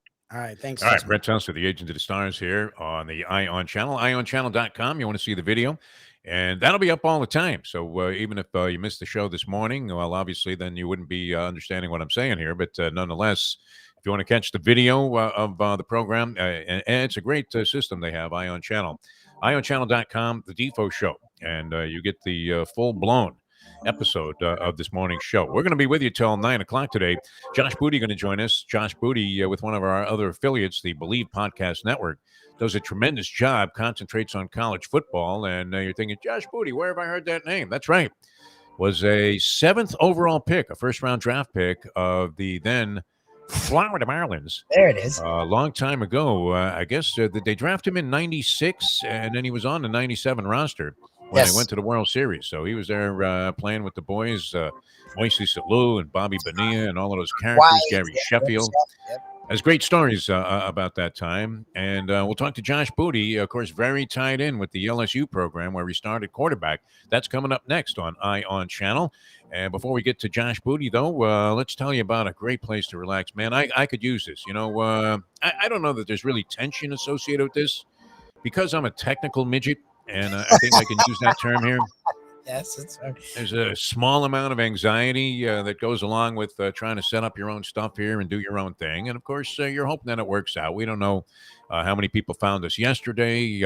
Jack said the numbers were strong. I don't really worry too much about that because I think as long as you do your thing, people will eventually come. And we're exposed to a lot more people now, Lubie. I mean, that's the good thing about this whole shift.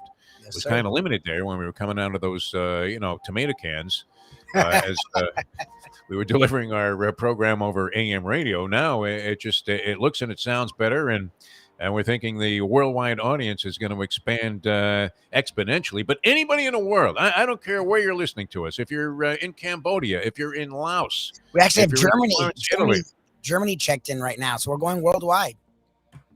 Yes, Ich liebe dich to our listeners there in Germany. Believe me, Lubie, that was a good message to get out there. That's one of the few things in German I picked up from my mother. It means I love you. We love you people in Germany. But wherever you are, if you're heading for the Florida Keys, just an outstanding destination. Jimmy Johnson's Big Chill is the place to go. What a dynamite place.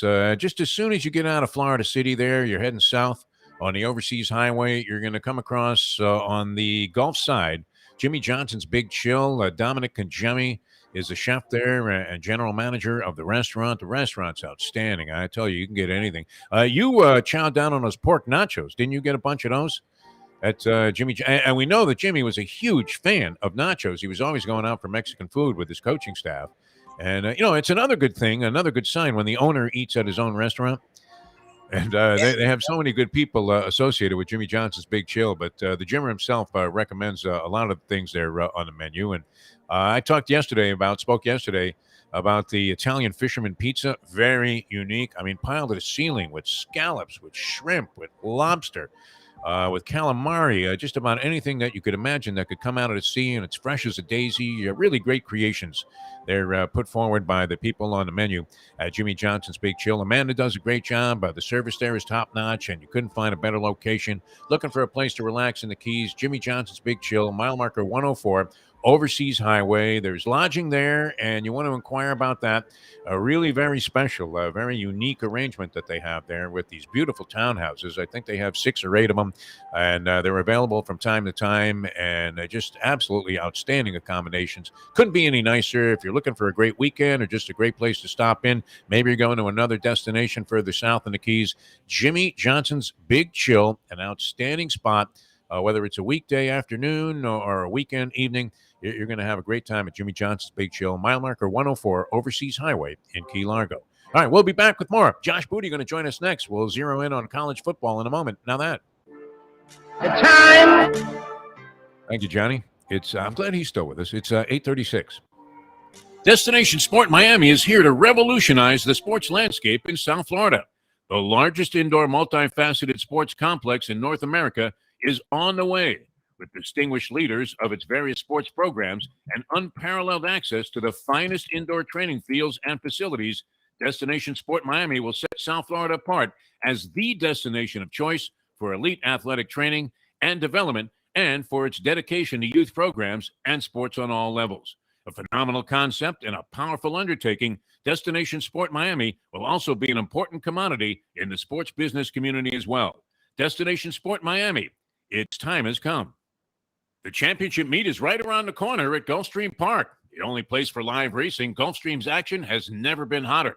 Whether it's on the track, in the casino, or part of the dining and entertainment offered at the village of Gulfstream Park. Currently running Thursday through Sunday, Gulfstream's racing package is the best in the country, with all the top horses and people in the game pointing towards another tremendous winter season. Check out the remodeled first floor casino, open 7 days and nights a week, along with the many special events and concerts happening at Gulfstream Park. You can place your wagers from anywhere at firstbet.com. Check the calendar of events at gulfstreampark.com. Hey there, it's Mike Mayo. Do you like steaks? Do you like seafood? Do you like classic old Florida charm? You could get that all and more at Tropical Acres Steakhouse and Butcher Shop. It's at 2500 Griffin Road in Dania, just west of 95. The Studiali family, they've been running the place a long time. It's been there more than 70 years. And it is now a place you can get early bird specials along with steaks to take home and throw on the grill yourself at the Butcher Shop. That's open 10 a.m. to 10 p.m. every day. It's open for dinner every night starting at 4:30, but they are closed on Sundays. Go to Tropical Acres. It's a place to go for a great meal, great people, good value. Tropical Acres. Since day one of Old School, we've had Catholic Health Services be part of our family. They are recognized as the quintessential rehab facility in the Southeast for strokes, but it goes well beyond strokes because Catholic Health Services is in the community of South Florida to help the community stay healthy. And if they're not healthy, get them healthy and get them back on their feet quicker than they could have ever expected. They do it every single day. It's step and repeat 24/7. Catholic Health Services. Buy or lease a Taos and take it to the house at Deal Volkswagen. Anna and her team make your next VW purchase or lease so easy with new inventory rolling in daily and the biggest selection of certified pre-owned vehicles in the business. You can make your deal online at dealvolkswagen.com or visit the beautiful showroom in the classic location, 3601 Bird Road, right in the heart of the Gables. Or give Anna and the team at Deal a call at 305-448-DEEL. Jettas, Passats, Tiguans, Atlas models, and the hottest vehicle in the industry, the new Taos, all at unbeatable prices and all ready to roll off the showroom floor at the #1 Volkswagen dealership around, Deal Volkswagen.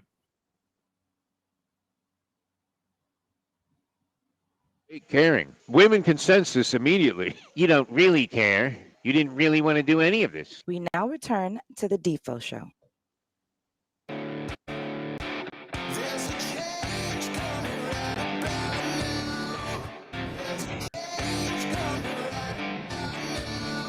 Welcome back to the show. Great to have you with us. Ion Channel, ionchannel.com, the Defo Show. You can find us there, and you can catch the video stream as well as the audio. We do appreciate all of the fine comments that we got from people around town and around the world yesterday with our inaugural program, and so happy to be back with you here on Ion Channel. Should be a heck of a lot of fun. I'm Jeff Deforrest. Mike Lubitz is the other guy that if you're watching the video, you can see in the box, and Josh Booty was scheduled to join us here in this spot. We haven't been able to connect with Josh just yet. Of course, played at LSU, and I don't know if there's anybody that we could have called upon that would have been more tied in to what was happening with Ed Orgeron. It's always interesting to follow Ed Orgeron in any coaching situation, simply because he's one of the few guys, English-speaking coaches that we know of, that you absolutely need an interpreter to understand.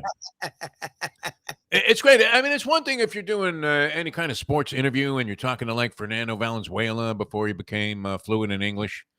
And, Fernando would have an interpreter. And I guess that became an issue with Ohtani. Who was it that was speaking out about Ohtani? And saying that, well, you know what, the guy should learn how to speak English. Gotten a big jackpot about that. A lot of political sensitivity these days. But Orgeron is a fantastic character, and I got to know him a little bit when he was an assistant coach here at the University of Miami, and he was on the staff during the heyday of the program, which was a long, extended period of time. But what is longer, huh? If you think about it, the Canes were no longer prominent after the early 2000s. Mm-hmm. So this period of futility, this kind of purgatory they've been in, has almost exceeded the decades of dominance that they had put together, beginning with the great one himself, Mr. Howard Schnellenberger. May he rest in peace. Thank you, Defo, for always reminding people that I was the one that got it all started. We had a kid out of Beaver Falls there. I mean, it was... He did recruit Joe Namath to Alabama. And, of course, brought Jim Kelly in. Jim Kelly wanted to play linebacker, I think. He said, nope, you're a quarterback. And he was great at that. You wonder how pro scouts could whiff so badly on the different people that they pick up in the draft, especially, and it seems like, and it's sad to say this, there's that sound again. Who is scouting for the Miami Dolphins? Jose Feliciano? I mean, how is it possible to be so wrong about so many people and whiff on a lot of first-round picks? The offensive line, as Brett Tesser was talking about, atrocious. And how many first and second-round picks have the Dolphins invested in offensive linemen over the last several years? Well, and that's why recently, and people who have missed us before, right, if you did hear us, we've talked about this with a few different people. They've told us offensive line coach. I never thought about that. But when we were with Jimmy Johnson at the Big Chill, he said after the head coach, the second most important coach is the offensive line coach. Yeah, a lot of the time it's talent, but a great offensive line coach can mold average guys and make them good to great. And that's why I wonder if the Dolphins have even had that ever. We've had multiple guys we've had Bullygate under one offensive line coach. Then we had the other guy in the trailer sending his messages of love to a Reno worker. Reno hooker. Let's be honest about it. She was the lady of the night. And what's even more interesting about that whole thing, besides the fact that had to be the worst cut blow that anybody had ever snorted in their lifetime? I mean, what was that? If you have that clip, Lubie, and we complain for the people. If you think about it for a second here, it wasn't like he was getting his blow from Johnny Depp in the movie Blow, where Bobcat Goldthwait says he takes one hit and he goes, "I can't feel my face," which was the feeling, unfortunately, that I had here many times in the early 80s when I first arrived here in South Florida, when it was prominent. But what was that crap that this guy was snorting?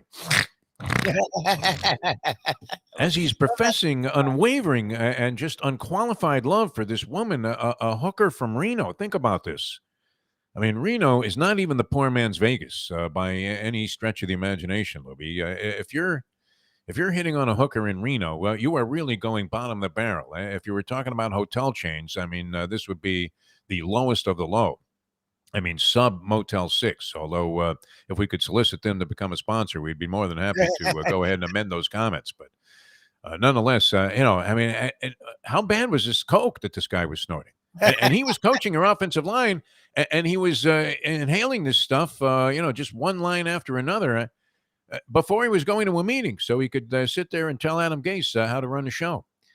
The other thing, too, it's interesting what you say, because if the second most important coach on your coaching staff with an NFL team after the head coach is the offensive line coach, how many times have teams made the mistake of making the offensive line coach, including the Dolphins on a couple of occasions, their head coach? Exactly. Back to back. Including, I guess, Smoking Joe Philbin was a quarterbacks coach officially, although he wasn't actually coaching the quarterbacks and offensive coordinating the team when he was with Green Bay, but he became an offensive line coach afterwards. And is he not with like the Chargers or something now? Joe Philbin? Just someone as coach, I think. That's like he's somewhere as an O-line coach. Was he not on Hard Knocks this year? Who was featured on Hard Knocks? Was that the Raiders? The Cowboys? Yeah, Raiders. Oh, Cowboys. Yeah, he's with the Cowboys. And he was cursing like he was Mike Westhoff. Joe Philbin, our guy. Smoking Joe Philbin. I keep thinking of that Eleanor Rigby song. Standing by the door without a clue. And Tony Sperano, of course, the most famous elevation that we had here locally of an offensive line coach to immediately become the head coach of the team. And even though, and may he rest in peace, a lot of people have checked out, huh?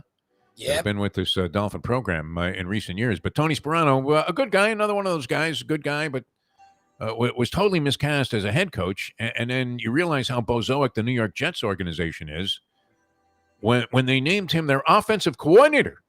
This is a guy that thought a field goal was a substantial gain. I mean, you talk about McDermott last night. That took some guts. That took some balls, did it not? Yes. Lubie, to go for that? Yes, well, yes. See, now I'm rooting against the Bills because they tortured us for so many years. Yeah, with Lofton and Andre Reed and Jim Kelly and Thurman Thomas. I mean, he just beat the snot out of the Miami Dolphins. It was always hard to defend. And you know our feelings about the city of Buffalo. Oh. Who the hell would want to go there, ever, for any reason? All right, so you go to Niagara Falls, and okay, great, we saw it, right? It's like the Grand Canyon. There it is. Exactly. You drive by, wave, keep going. Can we stop at the Grand Canyon if we go to Vegas? No. We're going straight to the area. Far from Vegas? So we're going to go there, look at it, and drive back hours? There you go. Big hole in the ground, man. You could drive to Orlando and catch some sinkhole. There's probably one being formulated right now. Unbelievable. You're going to Vegas and you're going to spend time looking at a big hole in the ground. Yeah, you got to be kidding me. You can do that with your wallet. Unless Nick Wallenda is about to walk a tightrope across the canyon there's no reason. And the only reason to watch that was to see Joel Osteen hitting on his wife as he was about to go down. A lot of wind out there, Nick. That was Osteen coaching from the sidelines. Don't lose your grip there on the wire. Was he wearing some kind of a thing that made sure that he wouldn't fall into the canyon? I think he was. Yes. That was probably a good move. Remember, he got out there and he was like halfway across and goes, "Oh, shit, I didn't anticipate this."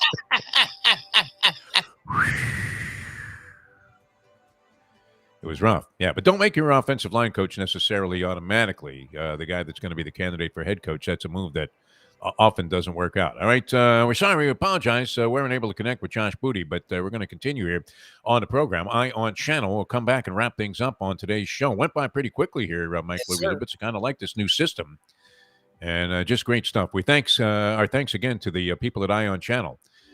Jack Neymar, he didn't look too nervous. When you walked in there with that attitude, Lubie, and I sent Jack this clip because, Lubie, you weren't sure about any of this stuff, and I was doing a lot of these things, and I fell upon what I think is just an absolute perfect situation for us, and it seemed too good to be true. And then you came in there with that attitude about how, this isn't exactly what we were looking for. And you didn't understand that these people were great. They were offering us their services and welcoming us with open arms. And I sent Jack that clip where, Fredo says to Michael Corleone, "You don't come to Las Vegas and talk to a man like Mo Green like that, Michael." And it really was appropriate at the time. But I think you're starting to feel more comfortable with this situation. It wasn't about them. Look, this is new for us. We go from working. We don't know what we're doing. That's the beauty. That was the thing. It wasn't about them. I appreciate everything they've done, and they've been amazing. It was more about, okay, what do we do? And they've been really cool in guiding us, working with us, and guiding us. They've enhanced this thing exponentially. They've been We're on the air. Used to a zillion channels. We have our own radio streaming channel, TV streaming all over the place. You said people are connecting with us from Germany. Yes, they are. Ein, Schwein, drei, vier, fünf, sechs. You're German. I can only go to 6. All right, we're coming back. We'll wrap things up. Many things to talk about, including, are you mind boggled by the money that's being doled out in the NBA, Lubie? I mean, it does seem odd. These scrubs are getting like extensions, 4 years, $65 million. Guys you never heard of are making this kind of money. And now we know that at the very top of the package there, you're talking about $50 million a year for a basketball player. Where is this money coming from? Or is it just that the rosters are so small in the NBA that it's blown everything out of proportion with comparison to other sports where you're thinking the money's ridiculous? But, wow, I mean, I was looking at some of the guys that signed extensions yesterday, and even though some of them might be very good players, are they really worth $15, $20 million a year? Oh, no, half the league is what we're making now. Unbelievable. To tell you what's worth your time, and wow, if you make the effort to get down there, Hialeah Park, I don't know that it's an effort for everybody. It certainly isn't for me, because I jog down there. It's about a 40-minute drive from my digs in Pompano Beach, Florida, Hialeah Park. I mean, the grand old lady of thoroughbred racing. Keeneland is very unique, and Hialeah Park kind of used to have that feel as a thoroughbred racing destination. One of those cathedral-like places that you go to and you're thinking, it's Lambeau Field. It just was one of those unique places, and it still is. And what they did, infusing the old and the new, it's just an amazing integration that they have done, where you still have the beauty and all of the just intrinsic and inherent artistic value of walking onto the grounds there at Hialeah Park. And then you're going to get a buzz when you go into the casino there, because there is act shown. Not even action, Lubie. I'm talking about act shown when you go in there. Now, get a player's card when you walk in the door, and they have all kinds of entitlements there, including a generous allotment of free play.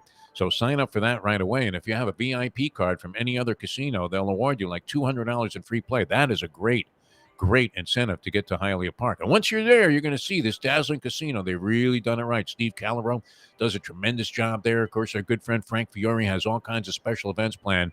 And coming up, I believe it's in November. You'll want to check the calendar of events. They're bringing boxing back to Hialeah Park. Remember how great that was? We were sitting there ringside right by the old track apron and saw some great fights, including King Kong Ortiz, who went on and had tremendous battles there with Deontay Wilder. Just finished up a big trilogy with Tyson Fury in the heavyweight division, and some very exciting things happening on the boxing card that they have slated for Hialeah Park. So we'll get you more information on that.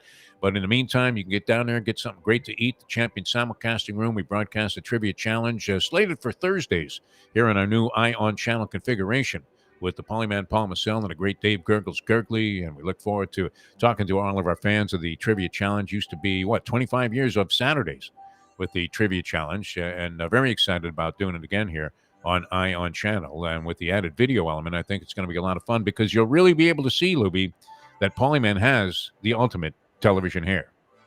Right up there. I mean, Dennis Farina, would you say? Closest approximation of somebody, a celebrity type, that Ricardo Montalban.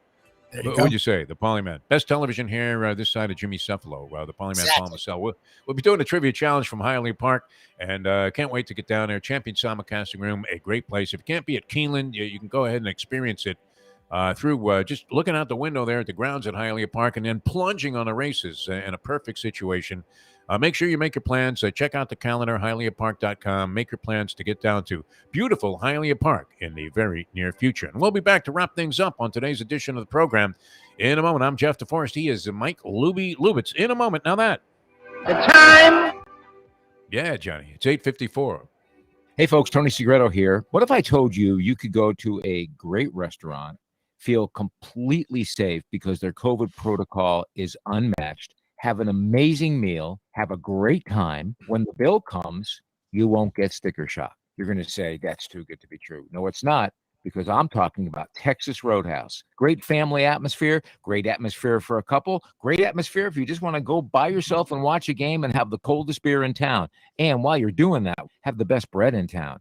All at Texas Roadhouse. Everything you get there is fresh every day and made sure it's served at your table, hot and ready to go. And the best part is you don't get sticker shock because the prices are amazing. Texas Roadhouse. Play the ponies in style at Champions, the outstanding simulcasting room at beautiful Hialeah Park. Yes, the grand old lady of thoroughbred racing has never been more vibrant, and you can wager on the races from the top tracks around the country while enjoying a cocktail at the Brass Rail Bar or any of the fine food served throughout the facility. If poker is your game, you're covered in style, and you can play all your favorite Vegas-style games, including blackjack, craps, and roulette in Hialeah Park's sizzling hot casino. Get a player's card when you walk through the door for all kinds of generous amenities, including our favorite, free play, when you come out to the ultimate casino and entertainment destination, Hialeah Park. Hey, it's Mike Mayo, the Gambling Gourmet here for my friends over at Shenanigans Sports Pub. It's a great place to go to take in a game, a good meal, and a couple of drinks. My friend Patrick, he's been doing it a long time, and he's got 2 locations. West Side is right across from TY Park in Hollywood. And then the East Side location is at 1300 South Federal Highway in Dania Beach. Shenanigans is the place for wings, burgers, barbecue, fresh fish, anything you want, drink specials, late night dining, outdoor dining. It is the place to go, family friendly. Go to Shenanigans and tell them the Gambling Gourmet sent you. Recently, we realized it's not just hurricane season that can hurt us. Any time of year, things can happen to your home or business. And the insurance company can be your friend, but they also can be your enemy. Horizon Public Adjusters, Justina Testa, are here for you to help this process go so much easier. Before you call the insurance company, call Horizon Public Adjusters and Justina Testa at 954-809-8752. Would you go into court without an attorney? So why would you go up against an insurance company without Horizon Public Adjusters and Justina Testa? 7 to 10 times more money recovered with a public adjuster than if you went on your own. If there's no recovery, there's no fee. Give them a call at 954-809-8752.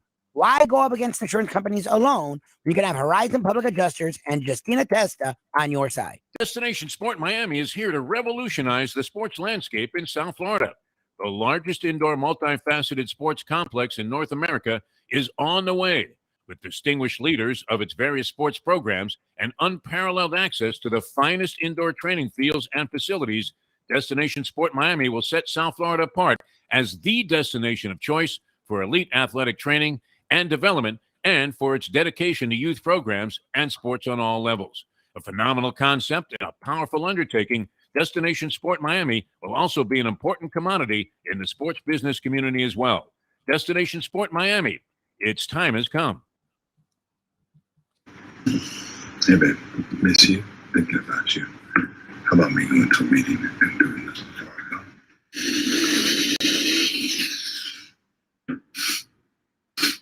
There's those big rings for me. I miss you. I miss you a lot.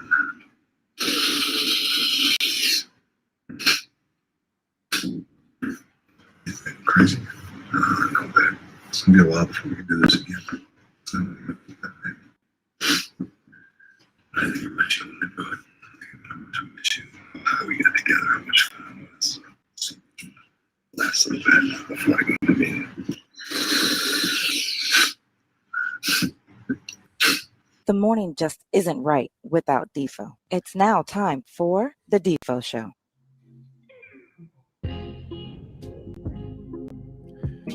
That was like 8 lines in the span of 20 seconds. And we're not talking about rehearsing a play. I mean, that guy was just doing rail after rail after rail. How far gone was he by the time that he got to that point? We saw the play of their offensive line, so he must not have been too on it. Should have gotten some of them, a little. No, that wouldn't have helped him any. That's for sure. All right, show went by too quickly today, and it's only day number 2. Ion Channel. Lubie, you sent me a bunch of messages here. They're somewhat confusing here as to where you can find us here with the audio and the video. Thanks to our good friend Marty Party Sachs. Said the audio sounded very, very good yesterday, and it sounds good to me here. So where can you find us, Lubie? All right, so since they've done such great work with the video and they proved me very wrong, Yes, no, you look like a fool at this point. You really do. If you didn't look so good on camera, you would look like a complete buffoon. I'd rather be over-prepared and prove wrong any day of the week. And thank you to Jack and his great people, Brad, for doing that. Both. I can't believe he didn't throw you out of the studio that day. I really can't. I think he realized it came from a point of love and passion. No, he thought you were a jerk, but I explained to him that that's just how you are. It came from that's not how I am. It came from a place of love and passion. If you want to check us out on video, you can do it each and every day. ionchannel.com/the-Defo-show. If you want to check us out on audio, the lovely Shirley we created a little website. Thank you to Doug for creating the streamer, defoandlubie.com/live. Again, that's defoandlubie.com/live. And if you want to check out exclusive content each and every day, you can go to believe.com, search After Hours. Plus, you can check out us later on in the day at 5 Reasons Sports Network on YouTube as well. How'd you end up getting top billing on that logo that you put out? Was that created by you? My mom said that. No, it's Defo and Lubie. I made sure they had Defo and Lubie. No, but your picture's on the left side, which would imply that you were Defo and I was Lubie. That's not true. I don't know why they did that. I didn't ask for that. My mom was like, "Do you know?" I'm like, "I didn't know, Mom. I don't know what they did. I gave them Defo first, as I always do, as you are the headliner, and I come in the sidecar, as they say." All right. Well, don't wait for me to get hit by that B bus like you did those 11 years, because it didn't happen, right? 11 years, I survived them all. I'm still here, man. You never got me down, Ray. You never got me down. All right, we're going to be back with you tomorrow at 7. Great having you guys with us here today. I hope you enjoyed the show. You can also catch it on 5 Reasons Sports Network. Ethan Skolnick, Scoop Skolnick, coming up with his own method, right? Things dried up for the scooper, and various circumstances prevailed. Next thing you know, he's on his own. He creates something. It turned out to be a monster. And exclusive content later on the Believe Podcast Network. So you can catch us there as well. We'll see you tomorrow at 7. Thanks to everybody. Ion Channel. Great job by everybody there, including Brad getting up early this morning. I was shocked when I heard his voice come through early this morning when I had a question because I didn't know how to adjust this microphone. And I hear another voice coming in. It's not Lubie. And I'm like, wow, who's that? Where's that coming from? Is that the voice of God? And it was, because he got us straightened out right away. So we thank him for his participation in the program as well. Thank you so much. Thanks to our guest, Brett Tester, the agent to the stars, and our other guest, Jason Cole. Always great having Jason on the show. We'll do it again tomorrow at 7 a.m. See you then as we leave you now that. The time. It's 9:02.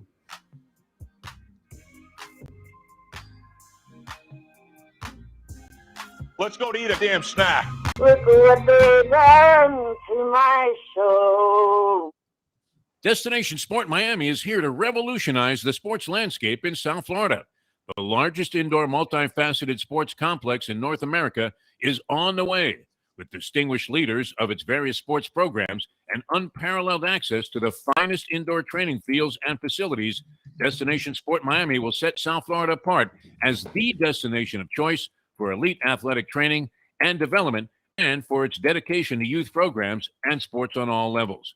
A phenomenal concept and a powerful undertaking, Destination Sport Miami will also be an important commodity in the sports business community as well.